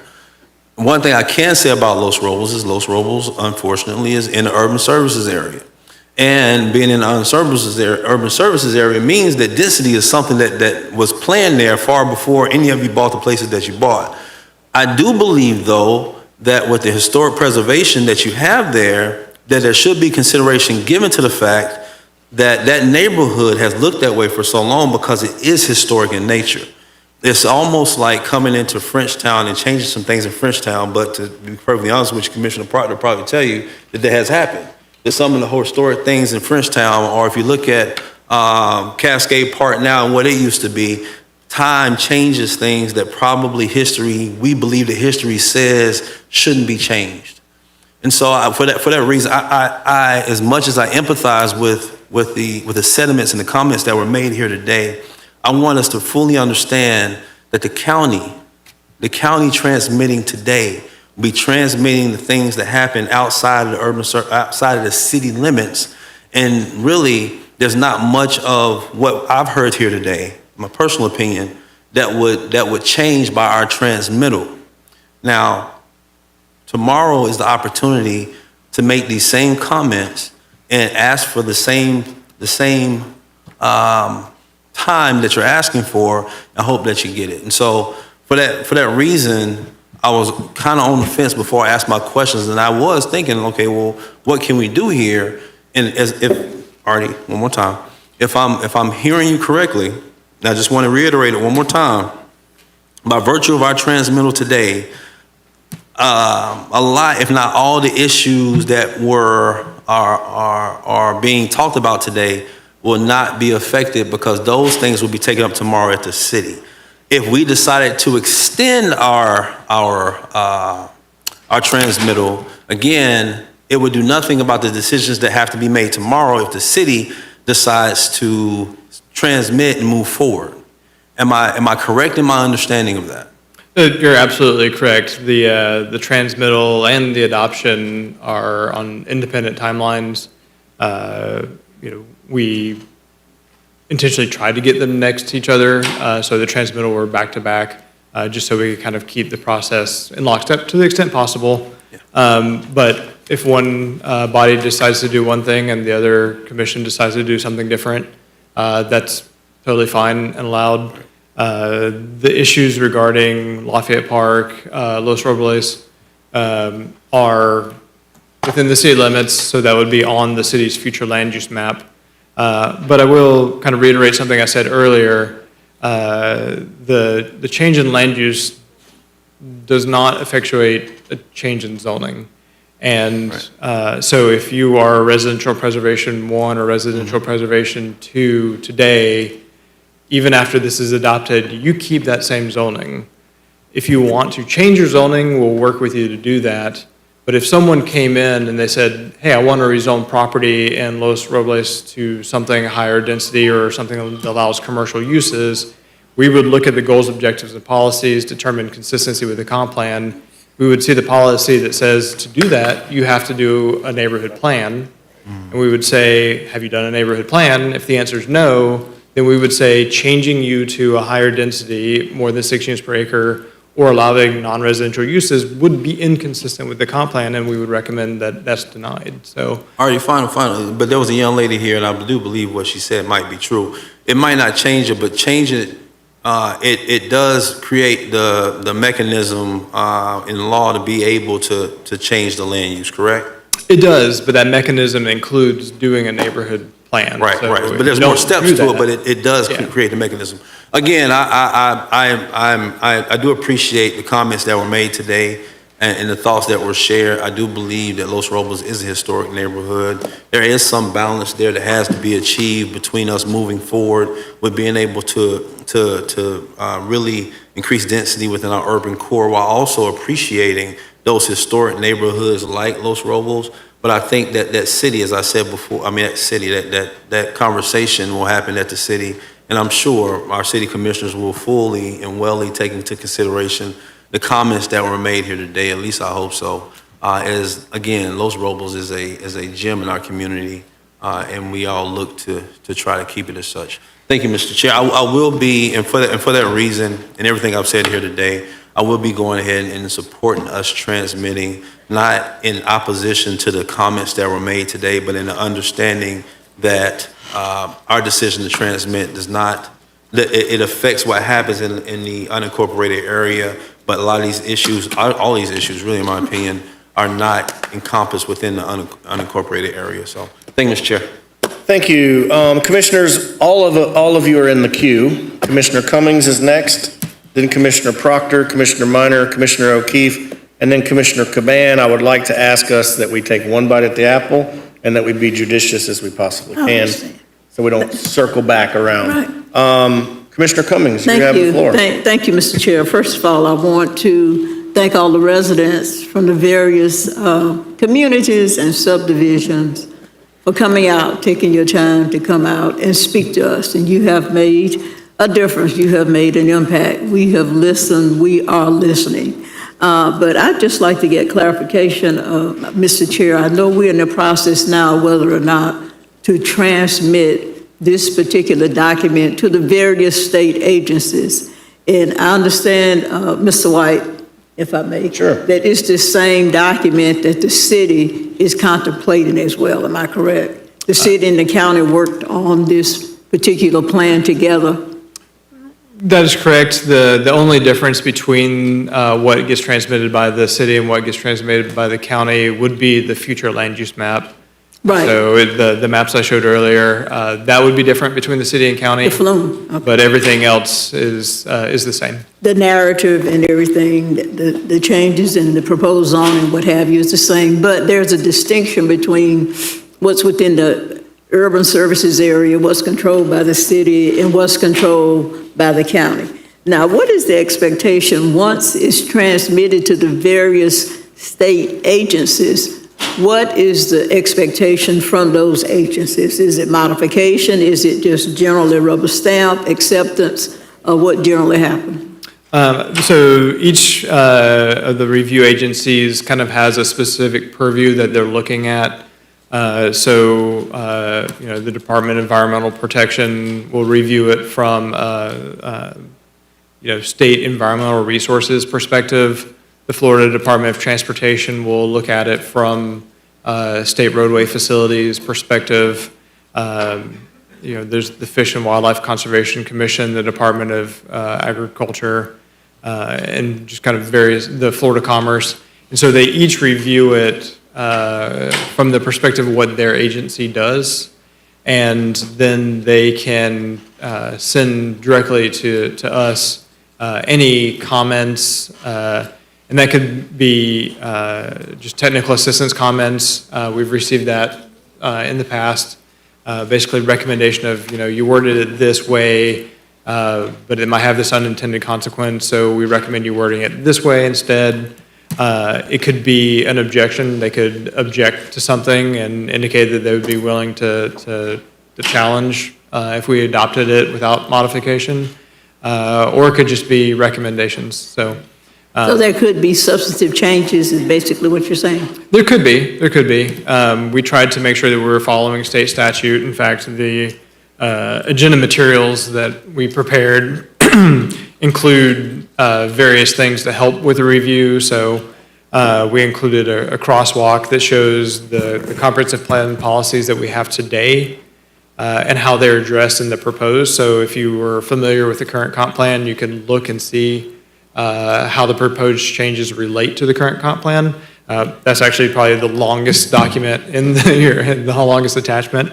But we also have a checklist where we went through Chapter 163 and identified the requirements and noted how we were addressing that. So I would hope that we don't have any major comments, but it's possible. They could. So they could, and if they do. Okay, but from a substantive standpoint, the issues that have been raised by the citizens from the various subdivisions before us tonight are primarily within the city limits.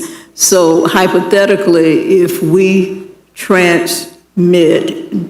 vote for the transmittal tonight, but the city considers some of their concerns and agree to not transmit, but to allow more time to address some of those issues within the city limits, how would that affect, how would our transmittal be affected, or would it be adversely affected if the city decides to allow more time?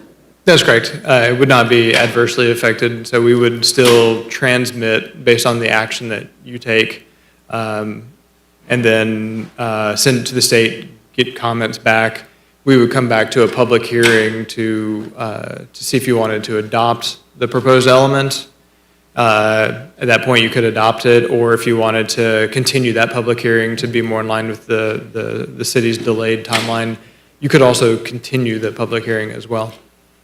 But at this point, I'm kind of speculating on what could happen. But yes, basically, you have options, and what the board decides to do and what the city decide to do are not necessarily contingent upon each other.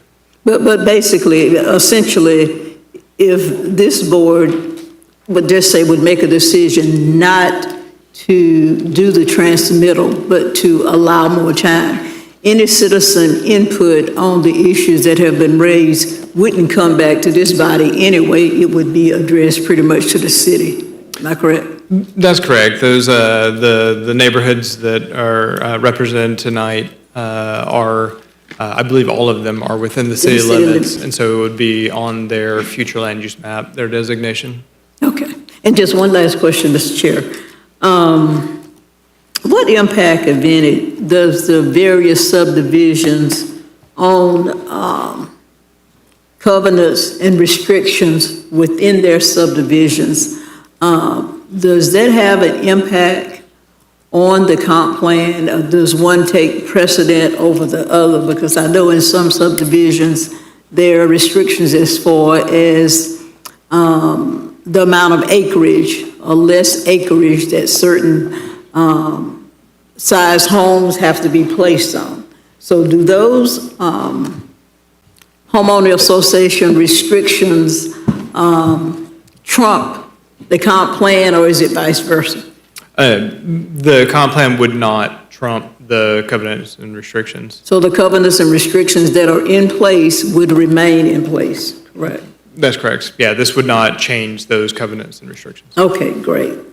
I think that's all I have, Mr. Chair. Thank you. Thank you, Commissioner Cummings. Commissioner Proctor, you around there somewhere? Sure. Commissioner Minor, you're up. Thank you, Mr. Chair. I appreciate it. First of all, I want to thank all of the residents who are here. I've spoken with many of you, not all, but I've spoken with many of you over the last few months, and I want to thank our staff as well as our consultants. There's been a lot of work that's been done on this. The work that we're going to do, the vote that we'll take tonight will likely have an impact for the next 25 years. And so we want to make sure that we get this right. And additionally, you know, the comp plan is the law of the land, as has been mentioned before. Once we actually adopt the comp plan, it becomes very hard for us to make any policy decisions outside of that, unless we do a comp plan amendment. You know, I went to the local planning agency meeting on April 1st, and there was an example of that, where you had a request for development, a change of zoning, and it was basically going to a commercial type of zone. I can't remember exactly which one. And both the planning agency basically said, listen, this is compliant with the comp plan. You know, the legal counsel said this is compliant with the comp plan. So they had to approve it. And what that means, I bring that point up, is that now is the time for us to make these policy decisions in the comp plan now. We can make amendments to the comp plan later, but as development requests come in, zoning requests come in, by that time it's more administrative, both for the local planning agency as well as for us. So now is the time. You know, I don't hardly any of us have any planning experience, urban planning experience. You know, we just don't. It's not our background. And so what I think each of us is trying to do is trying to listen very carefully to our staff. And let me say this, Artie White and his team are outstanding. They do a good job. They're talented. They live in the neighborhoods that we live in. They have an interest in making sure we get this right. So I want to say that. I've said that before, but I'm going to say it again. So they are presenting this comp plan, and I believe they're doing it in good faith. At the same time, though, we're talking with our neighbors. We're talking with our neighbors, many of whom are planning experts, some of whom have had decades of experience, comp plan experience, urban planning experience. They know what they're talking about, many of them. And the picture that they're painting is, again, they thank our staff, they acknowledge the great work that's been done, but the picture that they're painting for us is different. You know, so the task for us as non-planners, non-urban planners, is to try to reconcile those 2 points of view. And it's hard. We all want to do the right thing here. We're all trying to make sure the comp plan is the way forward for the future of this community, that it lays the path for the next 25 years. But the tricky part, though, is that I didn't go to school to study urban planning. I don't think any of us did. So that's the hard part for us. And, you know, I think we've spent a lot of time listening to our staff, reading the agenda materials, but then also talking with our neighbors about what they want. And the comp plan proposal here, the rewrite for land use and mobility, has a couple of key points in it that I think are very important. And we haven't really talked about it here tonight. One of the citizen feedback emails that we got says this, and I want to point this out because I don't think we've said it enough. You know, there are no significant changes to the urban services area. It's largely the same, and I already mentioned this, but in some cases it basically kind of corrects a problem where it kind of ran across a parcel. But aside from that, the urban services area is mainly unchanged. There's no significant changes. In addition to that, the unincorporated area for rural density is also unchanged. 1 unit per 10 acres. You put those two things together, as this citizen said to us, and that really does a lot of what we're asking for, which is to basically encourage development to go within the urban services area and to stay relatively away from our rural areas. So, you know, at a high level, the comp plan changes are doing what we're intending them to do. The key issue that I've seen after talking with ATN and many folks that have planning experience as well as just regular neighbors like myself is that we're accomplishing in the comp plan proposal what our overall goal is to encourage more urban infill. And I think most of us, I've heard very few people tell us they don't want that. We all know, I think, that we need to grow in our urban core. But you have some neighborhoods that say they want to retain the character that they have. Now, we work for these neighbors. We work for them. They decide whether or not we come back and sit at this dais. Some of those neighborhoods want to retain the character that they have. Other neighborhoods want the high-density changes. They want the non-residential uses in their neighborhoods. So you've got, even amongst our neighborhoods here in Leon County, they want different things. And so the key issue that I've seen over the last couple months has been how do we bring this down a level so that the neighborhoods that want to retain their character, like Lafayette Oaks, like Woodland Drive, you know, they are able to do so, but yet the neighbors that want to have that increased density, that want to have the daycare down the street from their family's home, they're able to do that. And I give credit to Artie and his team for listening to what the Alliance of Tallahassee Neighborhoods had asked them to do. They wanted to bring that down a level so that neighborhoods had a voice, an individual voice, well, a collective voice among their neighborhood on what they wanted to do for their neighborhood. And I give credit to Artie because he made that change about 2 weeks ago. He listened to what ATN said. He put in the part which he's already talked about, how, it's opt-in. Any densities that are proposed that are over 6 units per acre, they need to have a neighborhood plan with neighborhood engagement that is adopted by either the city commission or the county commission, or both if that neighborhood spans both. So I give credit to Artie for doing that. And I think ATN has told me that they're happy with that. In my view, I think that meets ATN more than halfway, but there's still some concerns that ATN has. Like they want some more detail about what that neighborhood engagement entails. Do you need to have an HOA in order to provide input to the neighborhood plan? We need to answer those types of questions.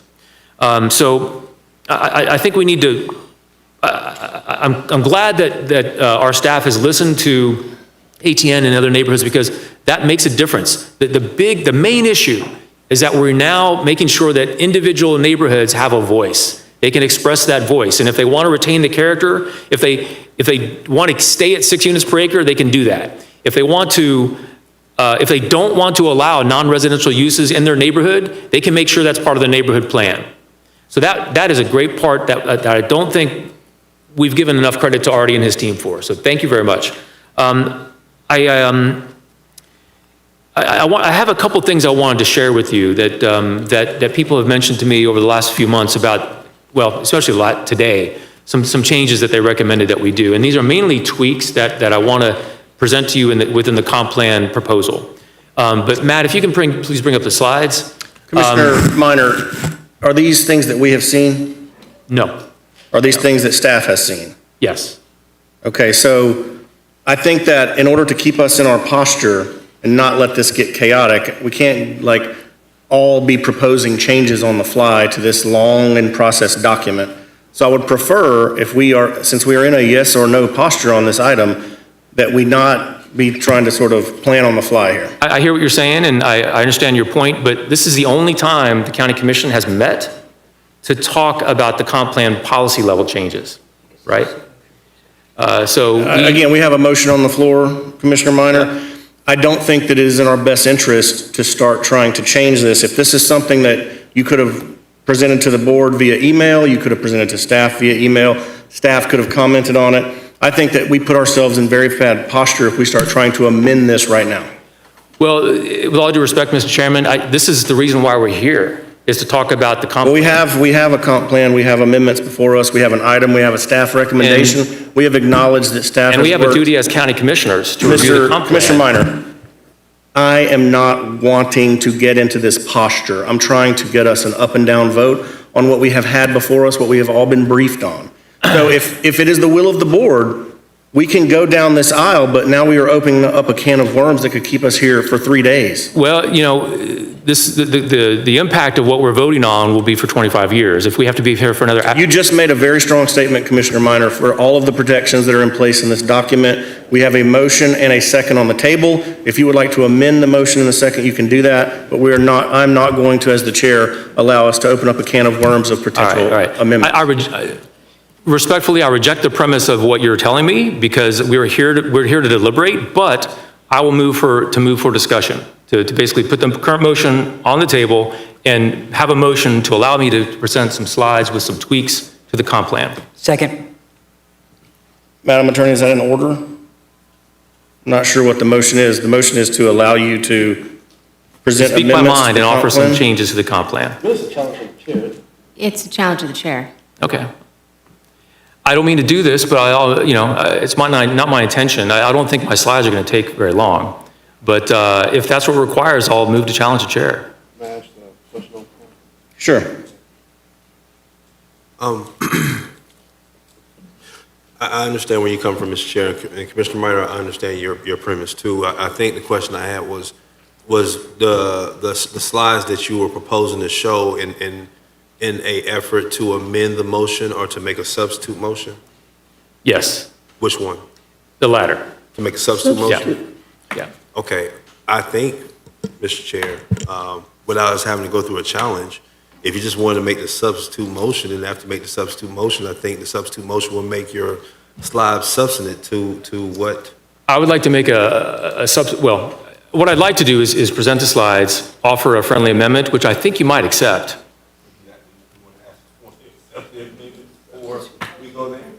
Say again? Ask if I want to accept the amendment before you go to show the slide. Well, the slides have what the amendment is about, so. If I just might recommend, the chair's in one place, you're in another. If you would ask me to accept the amendment and I wanted to accept the amendment, then we're in a position to having to actually see the slides. I'm guessing what he's saying is if I'm not going to accept the amendment either way, it doesn't matter what the slides say. So In which case, I would offer a substitute. Okay, go for it. So. You want to offer a substitute motion? We could have finished the slides by the time we finished, by the time we talked about this. I'm serious. But. Offer substitute motion. Okay. My substitute motion, it'd be much easier if I can show you what I'm proposing, is making some tweaks to objective 1.4, which is urban forests, as well as adding a clause, a section similar to what we have for the Woodville sense of place, to add a section for the Midtown sense of place as well. So that's so basically option one, basically what Commissioner Maddox has proposed with those two amendments to that motion. One of the amendments, sir? One more time. I just want to hear Yeah. So my offer of a friendly amendment, or would be a substitute motion, will be to add a couple of tweaks to the policy, the objective of 1.4 urban forests. That's one piece. There are two small changes to that. And the other one is to add a section regarding the Midtown sense of place. Okay, the only question I have is what is That's what the slides are. I'll accept, you know what? Either I can accept your amendment or I can drop my motion and it's up to you. I appreciate it. Why don't you drop your motion? There you go. Mr. I rescind my motion. All right, so we have no motion. This is what I was afraid of. So now you want to make a motion? I'd like to make a motion for option one with a couple of tweaks to the objective of 1.4 urban forest, which I would like to show you on my slides, and then add a section for the Midtown sense of place, very similar in language to the Woodville sense of place, that would basically tie that Midtown stakeholder committee plan with with review with staff. So once it's reviewed, it basically can be accommodated in the comp plan if necessary. It's almost identical language to the Woodville sense of place. So see, in this situation, Commissioner Minor, I don't know what you're talking about because I haven't seen it. Slides are for. Well, again, even if you show me slides, that's not going to improve if I know what you're talking about. I So don't understand. I think in this posture, we're going to have staff come up and explain since you said they've seen it. Artie, would you Mr. like to Chairman, explain? with all due respect, I'm a duly elected county commissioner. I have a proposal for you for the comp plan, which I think are tweaks, which our staff has seen. I'm asking for you to have a little bit of faith in my ability to show you a couple slides. I don't think it's going to blow up Pandora's box up of things. But I think once you see what I have, this is a Commissioner mountain made of a Minor, no. with all due respect, I'm the chair. I have to maintain order on our dais, which is what I'm trying to do. We have lost it now. So Artie, because I haven't seen what you're talking about, nor has anyone else on the dais. Artie, since you have evidently seen it, would you please articulate for us what the good commissioner is trying to achieve with this late-minute addition to our item? Parliamentary inquiry. That's his. Yeah, that's it. I'd like to listen to Artie first, please. Is that in order? Artie, go ahead. So Commissioner Minor was proposing a change to policy 1.4.1 related to urban forests to include the statement, the city and county shall identify priority planting sites to guide the planting of trees and add to improve wildlife habitat by reducing urban forest fragmentation. So it was adding the to improve wildlife habitat kind of gives the more of the intent of what the policy is. So it was that change. And then the other proposal related to urban forests, the city and county shall maintain lists of tree species that, and the addition would be, are not invasive exotic species. And then later in the policy to specify that it would be preferably native species. So it would propose to note that the species list would not be invasive exotic and would prefer native species. And then the final change was to recommend a policy that says, upon the adoption of the Midtown Sense of Place Plan by the City Commission, the Tallahassee Land County Planning Department shall evaluate the need for updates to the comprehensive plan and land development regulations to implement the recommendations of the plan. It's essentially verbatim what the Woodville Sense of Place Plan policy says, but replace Woodville with Midtown. And those are the proposed changes. And is your opinion that those are benign effectively? Right, I think. Not problematic? Intent. I don't think they change anything significant. The Midtown is within the city limits, so I think the city buy-in on that. However, just saying that if someone does a plan and we come back with comp plan amendments and land development code regulations if needed, it's pretty straightforward. What if the city doesn't buy in on that? Well, then it wouldn't be included because but this could be a recommendation to the city. Okay. Thank you, Mr. Chair. And then in addition to this, we've, as Artie has said, we've had numerous events of community engagement, lots of workshops, surveys collected, lots of one-on-one meetings. Even last week, Artie and his team met with a collection of the builders, the realtors, ATN, all together in one room. A lot of good discussion. But as here, there still are a lot of neighbors that are not fully aware of what has happened, or what we're proposing. I don't blame them. What that means is that we need to work harder to make sure that word gets out.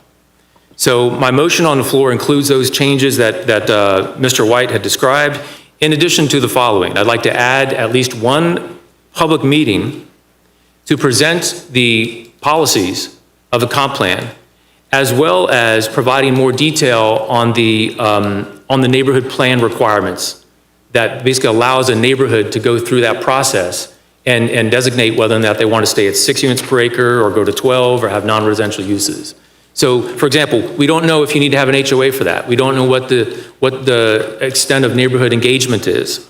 I think having at least one public meeting where we talk about the policies, we present these policies in a informational format, and then also provide detail on what a neighborhood can do to provide that neighborhood plan, so that if Los Robles does not want to go from 6 to 12, if they don't want to have non-residential uses in their neighborhood, they can do that. They can go through that process. This informational community engagement meeting, this public meeting, would be helping them understand, in every other neighborhood in Leon County, what they need to do to protect the character of their neighborhood if they want.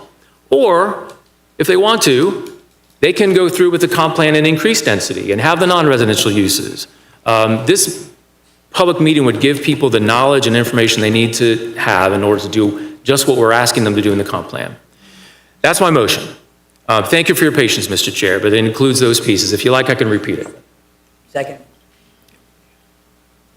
All right, we are still in discussion on the new we're now in discussion on the new motion. So I believe Commissioner Proctor was next, and then Commissioner O'Keefe. Thank you, Mr. Chairman. I like the motion that's been made. What it does is it affords a built-in process for neighborhoods to, I want to say exempt themselves, but it gives them an opportunity to not be run over. It gives them a voice, which currently there is no exception to except going through a formal comp plan. So this is very, very creative, very thoughtful. And it also speaks to the inertia suffered as a government that we sit here in Leon County, that the city of Tallahassee, and we rule ourselves out as having no voice. And it's somewhat sad that this many people come to us, and this many people, they pay us. They pay us just like they pay the city commissioners. But we opt out to the jurisdictional element to say we'll listen, but there's nothing we can do. I think tonight, and I ask in particular Commissioner Maddox, his most senior ears, to walk with me, that if we do not, wouldn't it be very statesmanlike for us to say we can punt this and move it back for adoption, showing respect to the city with us having not taken a vote one way or the other, which preempts or says that we with your city. But I think if we back and give them a chance with the city with us having not taken a vote in indicating statesmanship, we want something to happen, but not with the cloud of we're halfway home. And it would be very easy for the city to say, well, the county, we got their vote. And it's really procedural. It's not substantive, because we have no voice in what they decide. But at least we show optimal deference to the neighbors as people who pay our salary. And we allow the city to know that we did not take the vote to move it forward simply because we wanted them to give a listen first. Can I respond? Sure, Commissioner Maddox? Commissioner Proctor, I like what you're thinking, and I get it, but here's my thing to the neighbors out there, to our neighbors. I don't like taking votes that gives an indication that something can change that I can't change. And so my premise of my comments and my vote was, if we did that today, I want you all to understand that doesn't help you at all.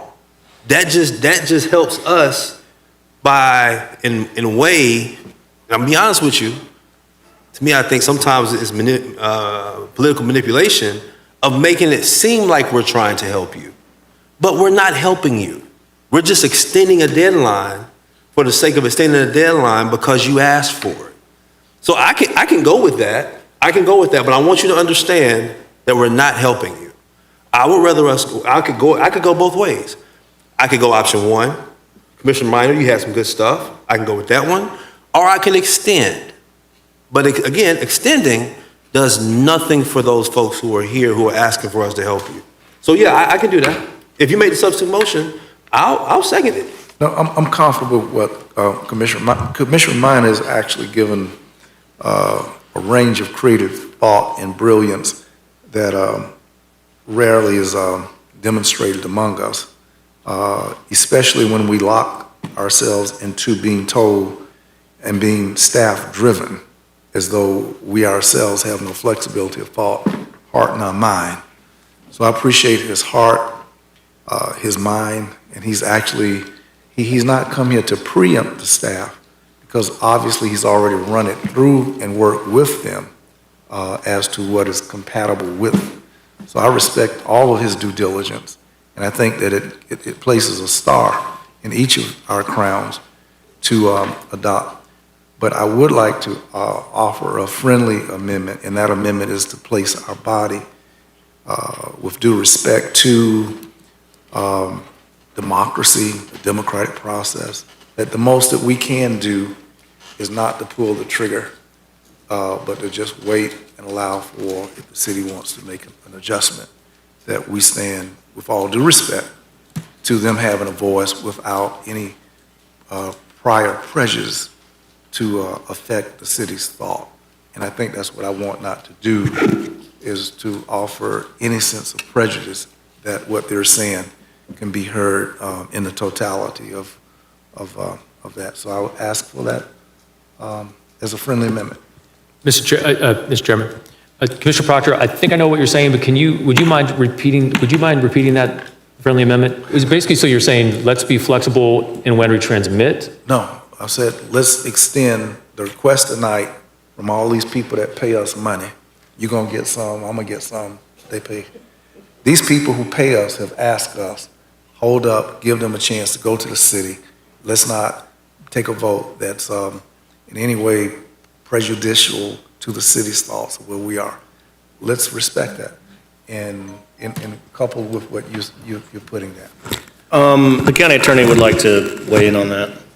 So I've been trying to keep track of what the motion is and as amended and everything else. So I think, if I'm right, please tell me, what Commissioner Proctor is proposing is to amend the motion to instead continue this hearing and make the recommendations as outlined by Commissioner Minor to the city to let them consider it tomorrow before we then take up this issue in the continued hearing. Is that correct? That's close, that's perfect, except for I think we need to take a vote on Commissioner Minor's, that we send them a voted recommendation and not just Minor's sending some down the street, but that we have actually, and we've challenged them to think through the high level with which he has already thought.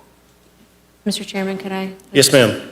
Once you vote on it, that triggers transmittal, which is what you're saying you don't want to do. You want to continue it to give the city time to consider it, which in a way, if that's what you want to do, makes sense that you would continue it, because if the city says, no, thank you, we're good, we're not going to do anything, you then have an opportunity to then go back and consider whether to just adopt what the city has adopted in its transmittal hearing.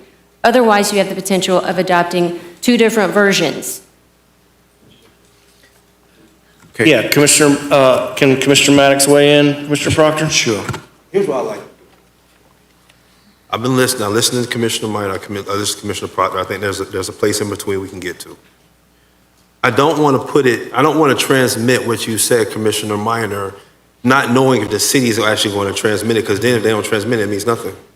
What I would ask you to do, Commissioner Minor, is I would ask you to amend your motion, okay, to option number 1, with the urban forestry piece that you had in there. Ask that we send a letter from the chair asking that the city consider the Midtown piece that you talked about, and that be the motion that's on the floor. That way, the city has the opportunity to consider it. It's not there for no reason because we transmitted it. Mm-hmm. And I think we accomplished what Commissioner Proctor tried to accomplish by saying we've given these folks the opportunity to have something there, but also we've transmitted the stuff that we could. Mr. Chairman, let me summarize quickly, because I think we're on to something. So I'm willing to amend my motion for option 1 with the 2 items for objective 1.4 urban forests that Artie has already talked about, with a letter to the city respectfully requesting them to add a Midtown Sense of Place section similar to Woodville Sense of Place. And then the third part of that is having at least one public hearing, or one public meeting that presents the policies of the comp plan to the public, as well as providing more detail on what a neighborhood needs to do to have a neighborhood plan going through that process. If you accept that, if you think that's I will make that a friendly, I will amend my motion to basically be that motion. Does that sound good to you? Perfect. The county attorney needs some clarity. Okay, so just confirming, as part of option 1, it will be transmitting the proposed land use and mobility element as amended to the agencies for their 30-day review. So you will be triggering the clock irrespective of what the city does tomorrow. That is part of option 1. I'm just wanting to make sure. Yes, I think the will of the board is to do that. I can kind of read the room. You got it? Okay, with the caveat of a public meeting in between now and adoption in July? Or is it June? It's July. Sometime between now and adoption. You got that? All right, we have a motion. I believe it was seconded by Commissioner O'Keefe. Is that correct? All right, I got Commissioner O'Keefe in the queue, and then Commissioner Caban online, and then Commissioner Cummings, you were in there again. Do you want to follow up? Well, after them? Yeah. Commissioner O'Keefe, you have the floor. Thank you, Mr. Chair. I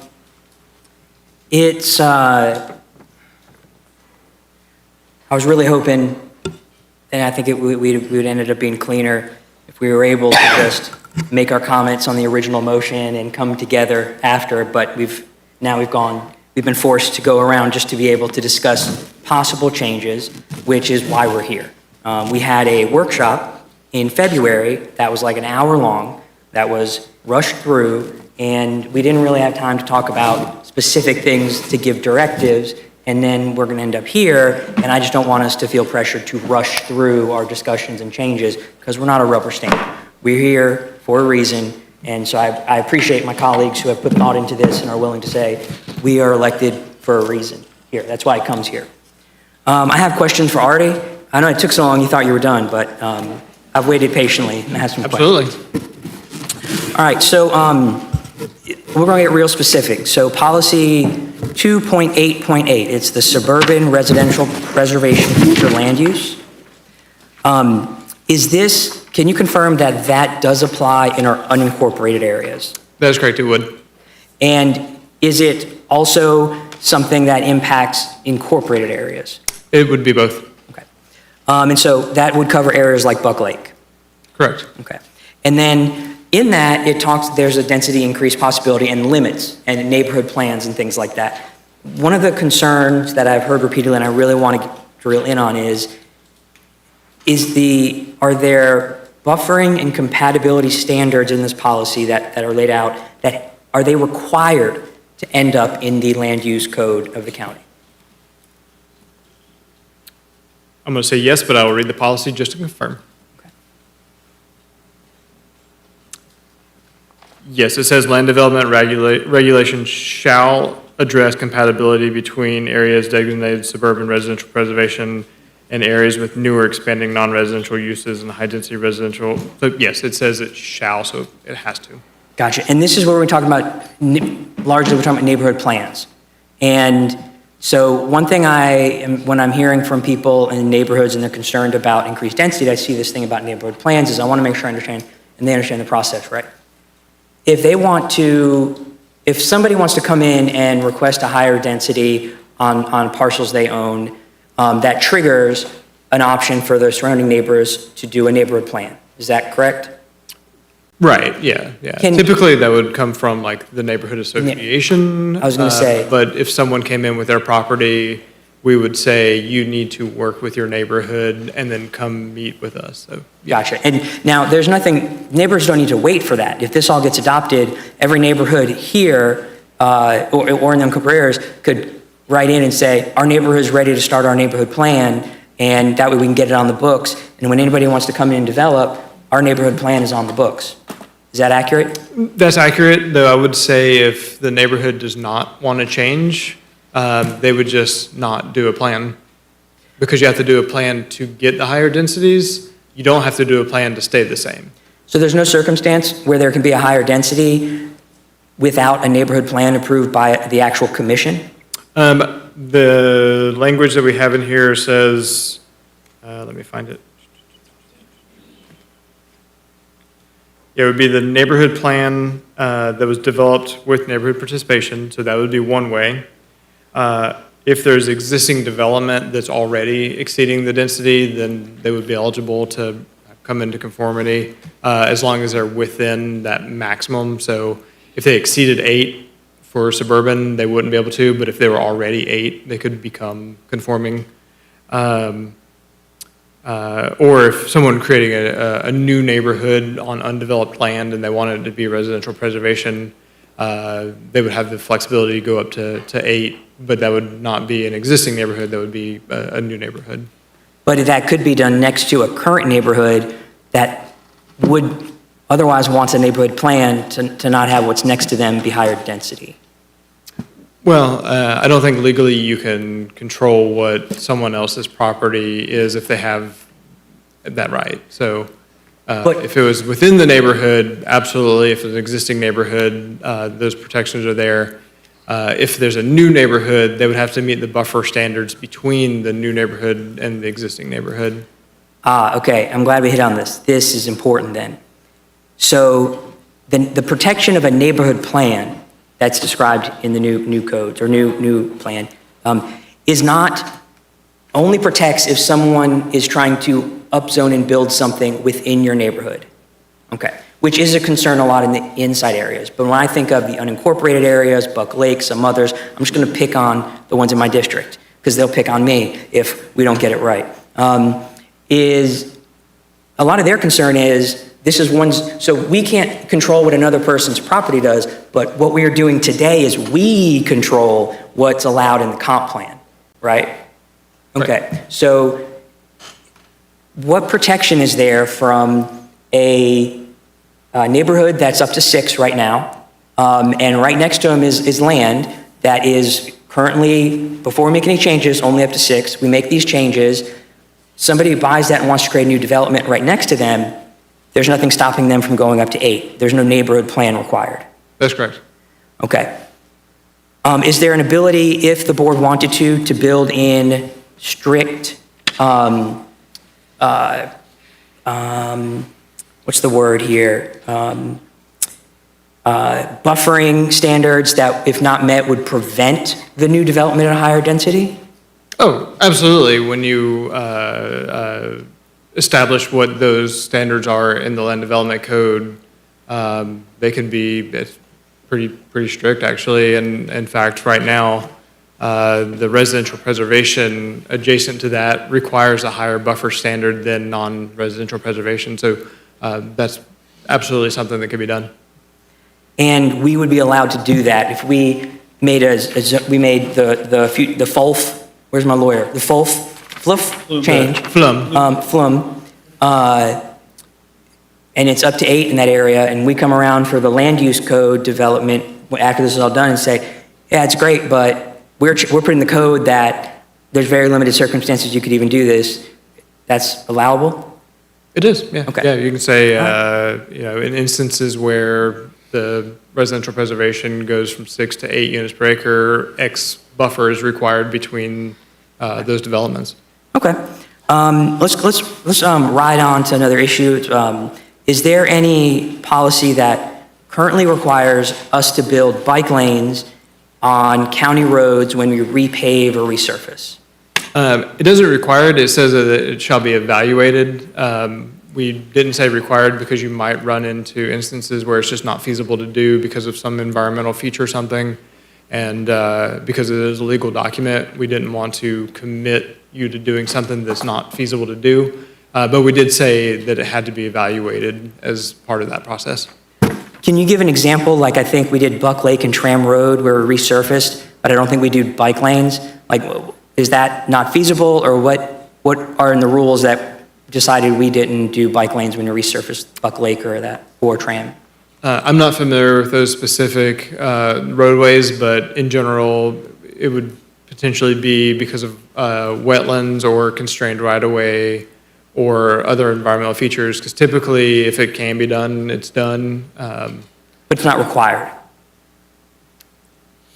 currently? I don't believe it's required. I think it's a standard practice to do so.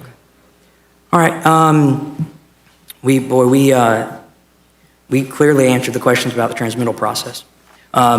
So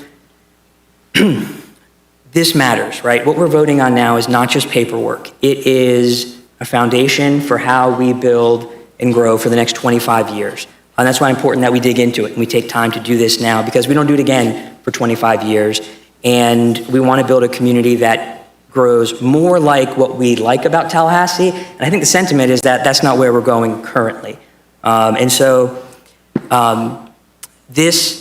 want to give credit to staff and all the community members. This has had significant improvements just since April and before. It's not all the way there yet, but there are improvements, and a lot of this stuff is really good where we do things that are intended to prevent sprawl and build infill, but there's clearly valid and grounded concerns about what risks that opens us up to.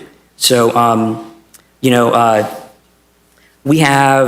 talked about the city and the county, but, in my district, there is parts in the city limits, and I do think it's important to acknowledge folks from Myers Park, Woodland Drives, Indian Head, that put a lot of work into this, and while we don't get to vote to say, here are the new rules for your areas, I hope that, and I'm sure that I hope that our city colleagues take your effort and your input into account, because this is how we get in front of having to have all night long meetings when a development proposal comes up, because the rules are already baked in.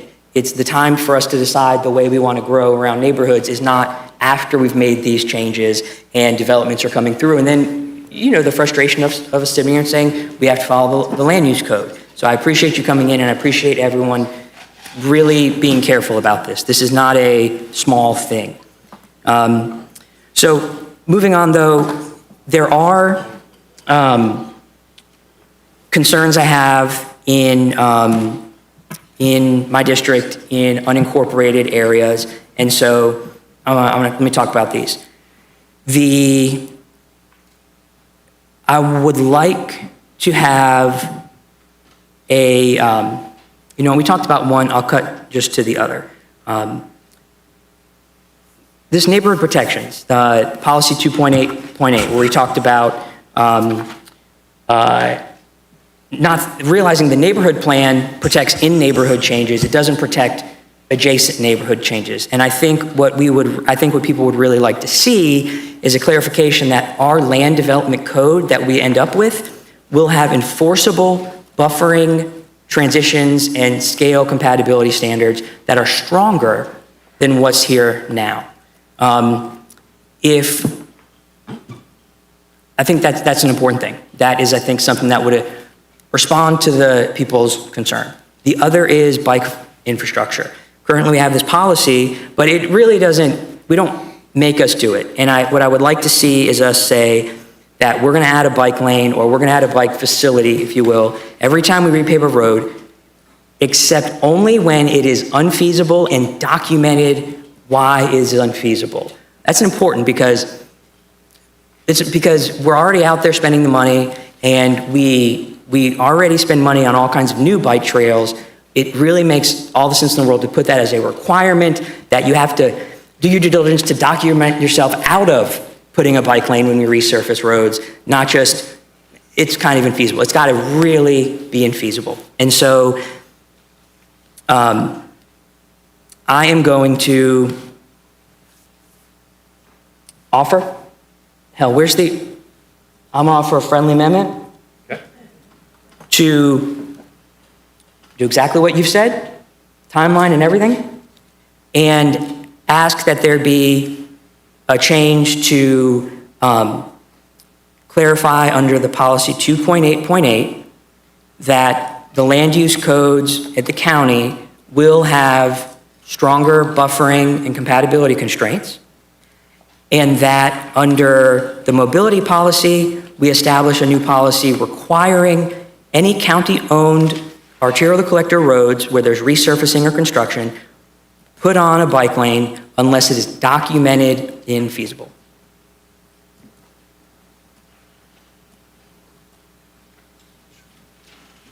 Chair. Commissioner Minor?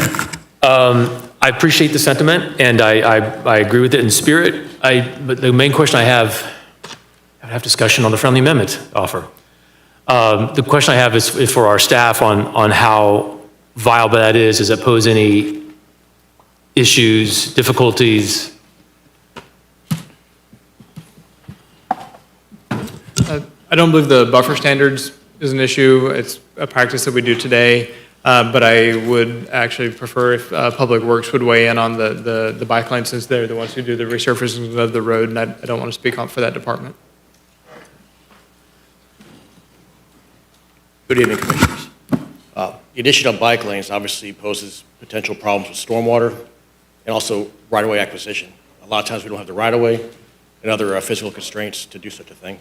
Then you also have utilities. So if the utilities are already existing next to the road, they'll have to be relocated, so the cost of the project is just multiplied by 2-3 times. Thank you. Thank you very much. Mr. Chairman, Commissioner O'Keefe, based on what staff has told us, I'll accept the first part of your friendly amendment about the buffering, but at this point, I think it might be wise for us to defer on that for a later discussion on the second piece. The buffering piece, so that's an improvement? Cool. That's an improvement. The bike thing, it concerns me. I'm concerned because it was added in just at the end there is the cost was a concern.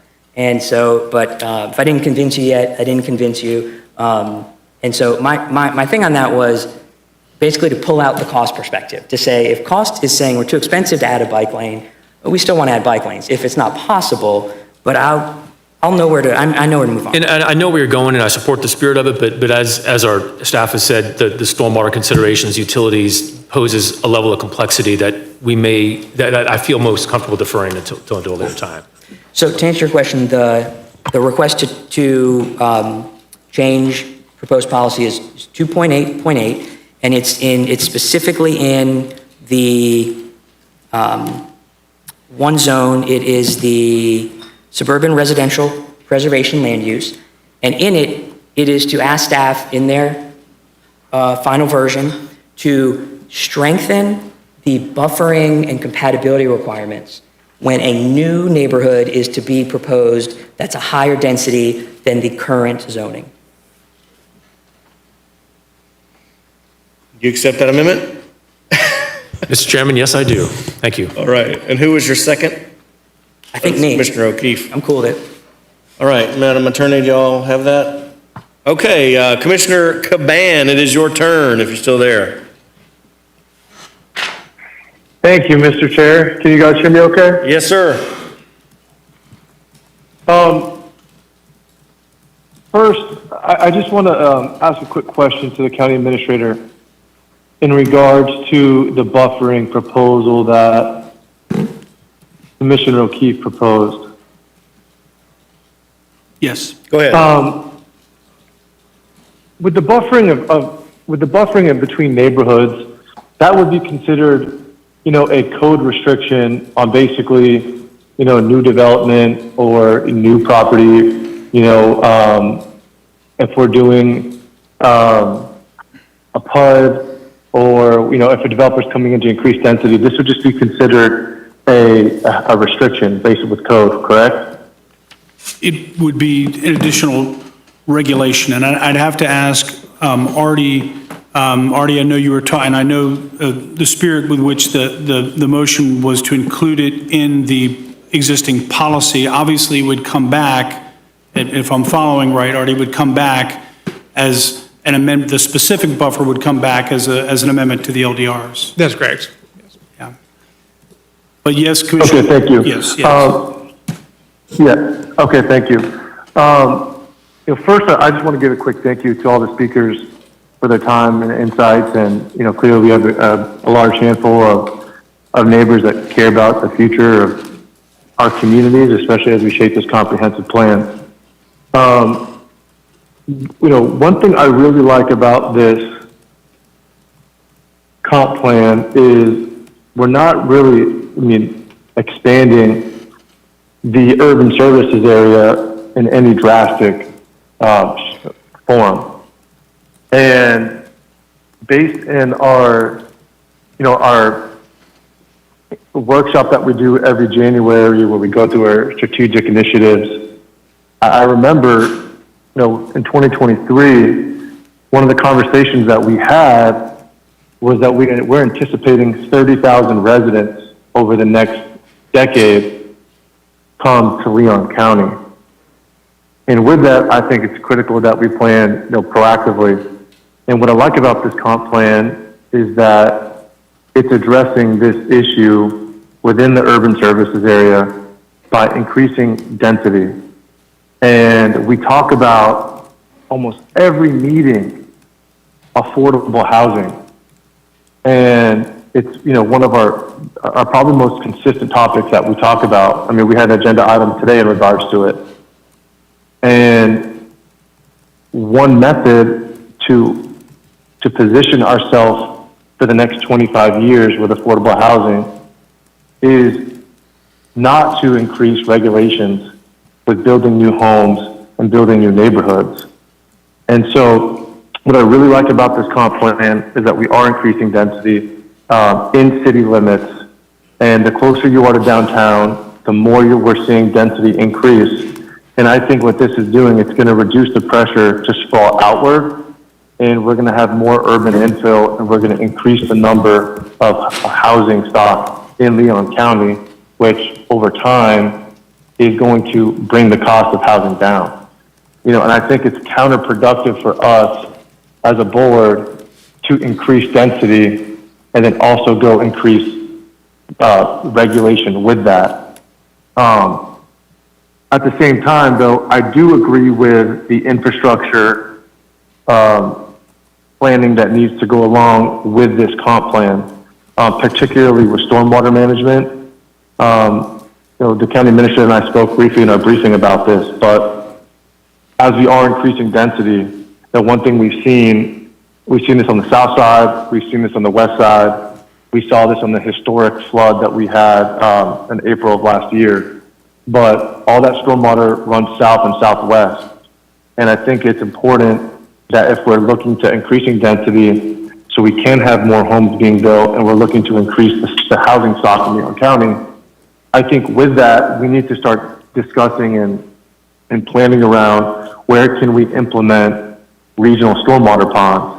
Because right now, oftentimes if a developer wants to come in and is looking to put, X amount of units on a parcel, we will force them to have their own stormwater on site, which then reduces the amount of units that they can put on the property, which hurts the amount of housing that we can build, which is kind of counterintuitive when we're talking about wanting to increase the housing stock in Leon County. Another thing I like about this comp plan is, this recognizes the value and the character of our rural communities while maintaining those areas low density. And I think that it's key to preserving the rural charm and, the lifestyle of folks that live in our rural communities. And I know that took a lot of thought and effort from staff, so I want to give them a big thank you for that. I will not support the agenda on the floor if we're looking at adding regulation to building homes in Leon County. I think that will drive the cost of housing stock up and not do anything to reduce or increase the amount of homes with affordable housing. So I would prefer to support. I'm okay if we need to give more time and we feel like we need more community input. But I plan to support the comp plan amendment as proposed. Thank you, Mr. Chair. Thank you, Mr. Vice Chair. Commissioner Proctor, you're in the queue.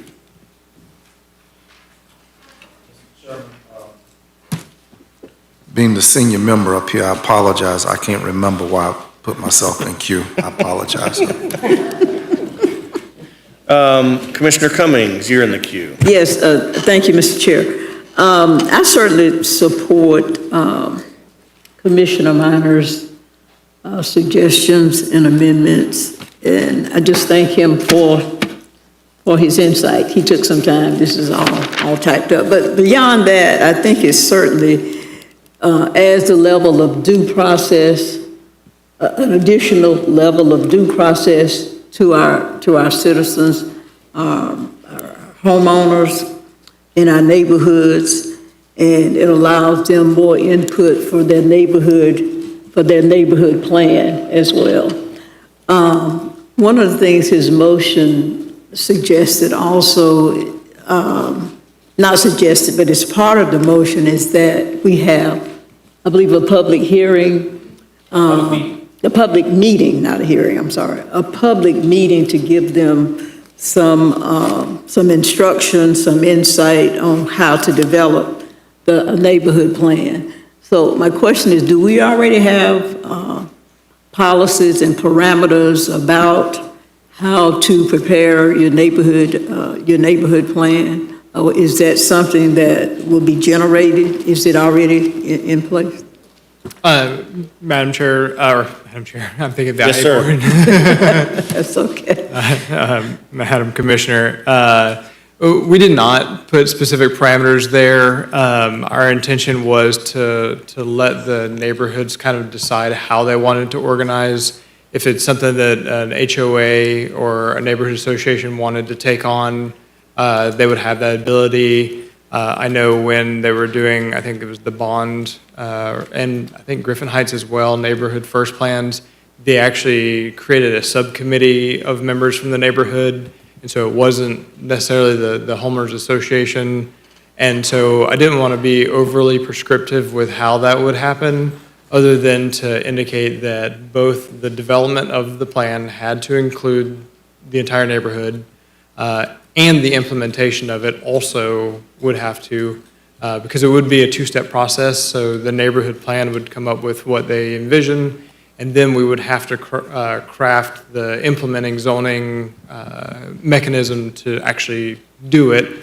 And so both of those steps would be something that we would develop collaboratively with the neighborhoods. And so that's why we intentionally didn't specify. Some neighborhoods have neighborhood associations, some have homeowners associations, some don't have an association, but they still may want to get together and discuss this amongst the people who live there.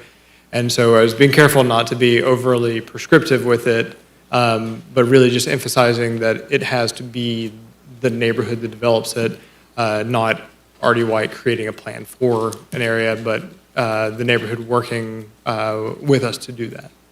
And then, once it's developed, I guess with assistance from staff perhaps, or at the public meetings, then they will be told the submittal process for review and what have you. Right, so the development of the plan would go to the appropriate jurisdiction. So if it's within city limits, it would go to the city commission. If it was in unincorporated Leon County, it would come to you to approve that plan. And then subsequently, you would also approve the implementation of it. So because it would involve a rezoning. So it would actually come to the elected body, depending on if it was the city or the county, twice. And so by no means would it be something that would be guaranteed. Thank you. And finally, with our submission of these proposed changes, and I believe part of the motion was that a letter be transmitted to the city asking them to consider those, because they're meeting tomorrow, I believe. I think, is that part of the motion? I think it was. Mr. Chair, I think based on my discussion with Artie, I don't want to put words in Artie's mouth, but I think based on the changes that I suspect that maybe Artie will present this to the city tomorrow, the changes to 1.4. Is that correct, Artie? That's something I would have to talk to the city manager about how we would do it. It would either be for tomorrow, or it could be a letter that gets sent. That would be a change that could be made between the transmittal and the adoption. So even if it's not considered tomorrow, it could be considered at the adoption hearing as well. And Mr. Chairman, 2.8.8 was also a change with the buffer from recommendation from Commissioner O'Keefe. So that would be part of it as well, correct? as well as the letter about the Midtown Sense of Place. Oh, okay. But I guess it's just, my concern is that we are doing this, but we want to make sure the city is apprised of it, and they meet tomorrow. Yeah. All right. Commissioner Cummings, you good? I'm good, thank you. Okay, Commissioner Proctor, you're in the queue again. Artie, when we submit this to the state, what are we talking about? Who is the state? What agency? Who has oversight? Thank you, Commissioner. It's actually a number of agencies. I'll bring up the list so I don't inadvertently forget someone. Okay. So it would go to Florida Commerce, formerly known as the Department of Community Affairs, formerly known as the Department of Economic Opportunity, currently known as Commerce. They are considered the state land planning agency, so they're the main entity that we would coordinate with. It also goes to the Florida Department of Transportation, the Florida Department of Environmental Protection, the Florida Department of State, the Florida Fish and Wildlife Conservation Commission, the Florida Department of Agriculture, the Florida Department of, well, I don't think it goes to the Florida Department of Education because it doesn't involve schools. I'll confirm that. It may go to them as well. Okay. That's Appalachia Regional Planning Council. Everybody across the street. When we did Willani, I think one of the things I recall, commissioners, each of those agencies having to write a unique perspective about Willani. Some of those agencies that spoke were less complimentary than other agencies. And after the weigh-in of each individual, environmental protection, fish and wildlife, Department of Transportation, Commerce, and on down the line, there was still no one with a central weighted enforcement mechanism. And that usually what we learned under Willani was that the state does not really have oversight, but merely makes recommendation. The 1990 comp plan was subject to something called Department of Community Affairs, which Ms. Morgan used to work at the Department of Community Affairs. And when these things meant something, so to speak, in oversight, but we're really not, all we're going to get, we're not getting a yay or nay or any retribution. They make a comment, that's pretty much it. Florida had about 6 million people, I think around 1990 when we adopted this. We had 4 million people in 1980, and we're almost 4 times larger than who we were in 1990. What the state has done is deregulated and has no oversight over growth. And once Governor Childs left, it was kind of a joke to try to manage the growth of South Florida. And we're caught up in policies that have been abandoned for Central and South Florida because development has exploded with 23 million people in Florida now. But we are under the governance of the Florida of which we don't live. But what has kept this comp plan faithful, I think, has been the caliber of citizen minds that have held our hands to the fire, our staff's hands to the fire. And it's just good to have citizens who are as smart and smarter than your staff, who are as smart and smarter than commission. And in fact, Ms. Morgan's lived in Tallahassee, and regulator who's also a member of the community. And I doubt very seriously if any county in Florida has had the weighted population whose expertise is as strong as the state's. And yet, there's been a loosening, if you will, of these regulations, in particular with growth management. You talk about buffer and all of that stuff. Florida's wide open, really, the part that's exploding.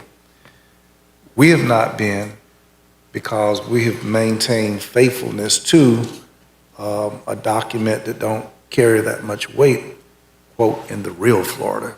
It just doesn't, it's not. And there's nobody across the street, if you want to get serious about it, that you can go to and get enforcement and get some developer to do right. There's nobody across the street there. So we're just honoring the pilgrimage of an evolution of something for growth. Why can't we have, for the citizens who said Benton Hills, we could intensify density in an existing neighborhood? And already did I hear remnants of conversation saying, or neighbors saying, we don't want that to happen. Could you just real simple say that neighborhoods existing like Benton Hills could be upzone? Neighborhoods like Benton Hills could allow a greater density should they go through the process to develop like a Benton Hills neighborhood plan.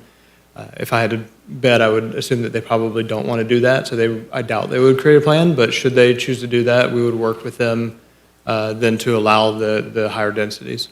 So I was thinking in terms of, is it unlawful to, if a neighborhood has existed for 25 years, 30 years, that they're not subject to intensifying their zoning?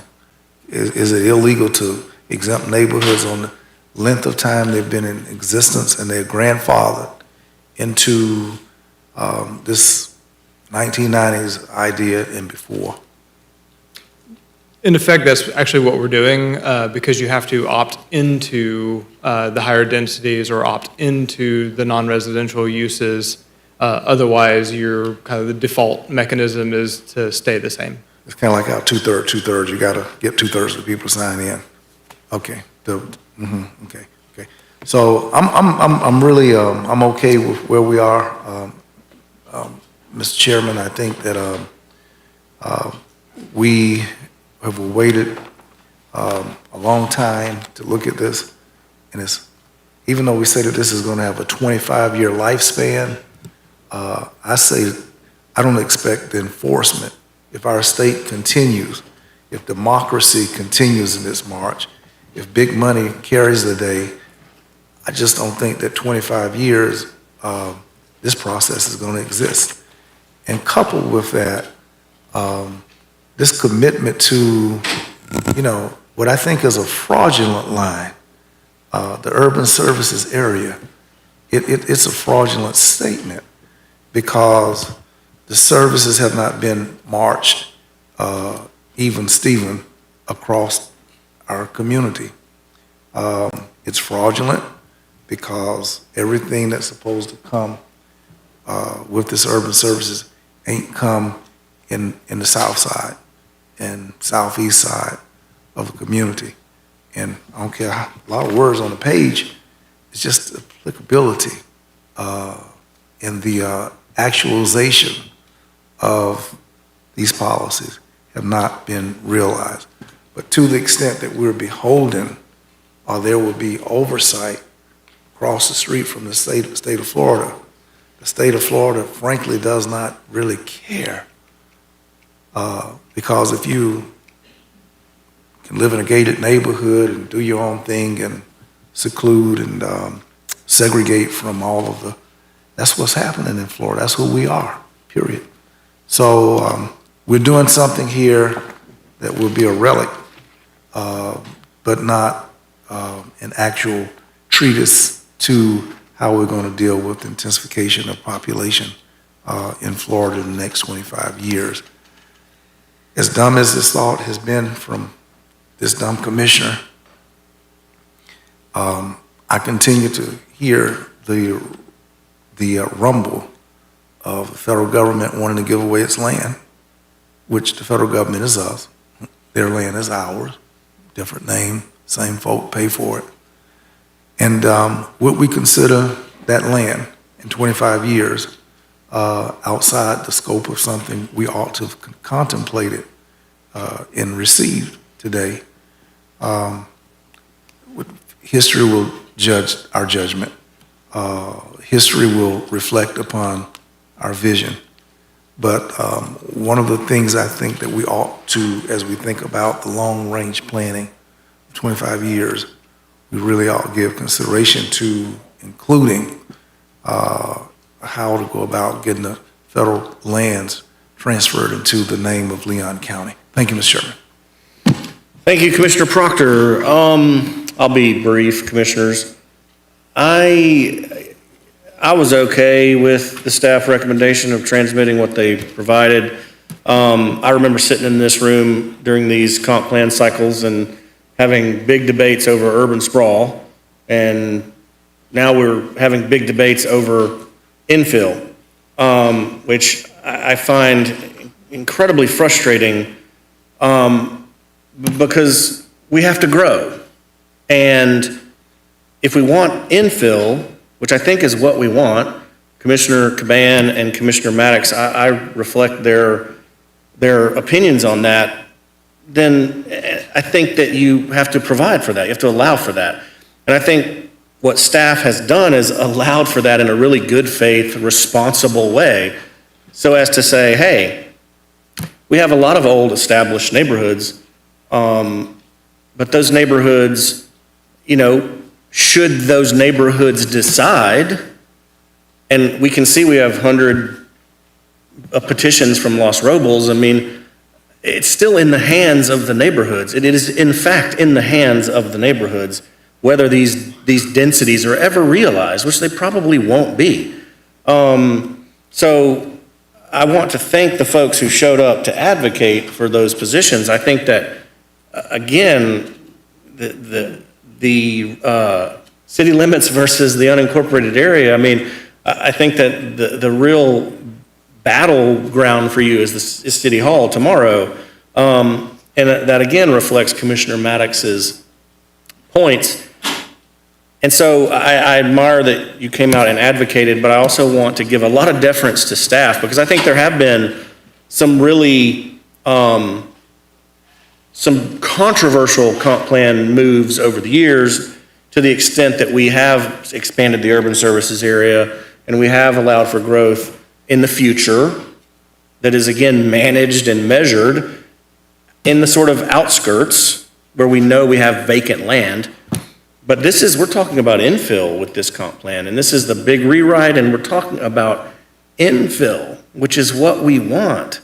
And so I think that we've got to let go of this reflexive anti-growth, I don't want anybody living next door to me, but it's okay if it's 5 doors down from me. We have to let go of that and realize that people want to live here. They want to live here. Okay, and we can't tell people they can't live here.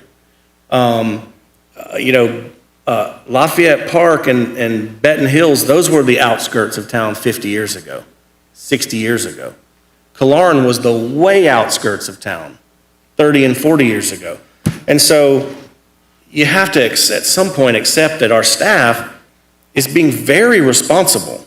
They're being very responsible, from what I understand, and I'm not a planner either, Commissioner Minor. From what I understand, reading it, it's profoundly responsible. It's very measured. There are all kinds of guardrails and barriers to the kind of development we don't want. But, when we talk about accessory dwelling units and affordable housing and promoting infill all the time up here, we have to be open to a regulated, measured modicum of that. And so that's my frustration. My frustration with you, Commissioner Minor, was not the content of your proposals, it was the process, which I was afraid of. I can get along with your proposals. I don't think those are bad ideas at all.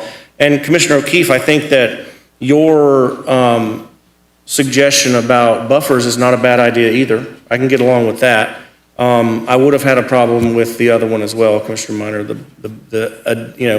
creating additional costs. But Artie, if I can ask you one last question. As we are preparing to vote on this amended staff recommendation, if we send these changes to 1.4 and 2.6 over to the city, or if we transmit these, which is what we're doing, right? We're transmitting them with the caveat that we have a public meeting between now and adoption. The city doesn't have to take these, do they? They do not, and should they not, I'll put basically copy the policy twice, and one I'll say Leon County, and the other I'll say City of Tallahassee, and they'll both be in there. But I'll try to reconcile them before we get to that point and see if the city will accept that. And if they do, there'll be one cohesive policy across both jurisdictions. If they don't, they'll just be policies that apply to each respective jurisdiction. And you can reconcile that in the time between now and adoption, doesn't have to be tomorrow, is that correct? That's correct. It probably It's a won't negotiation tomorrow. really between you and the city manager effectively. Okay, commissioners, I think everybody's gotten to gnaw on that bone a little bit. It's been a long meeting. Is there anything else? Any further discussion? Madam County Attorney, do you have a grasp on the motion that we're voting on? Okay, all right. Well, seeing no further discussion, all those in favor of Commissioner Minor's motion as amended with Commissioner O'Keefe's one suggestion, and seconded by Commissioner O'Keefe, signify by saying aye. Aye. All opposed? Nay.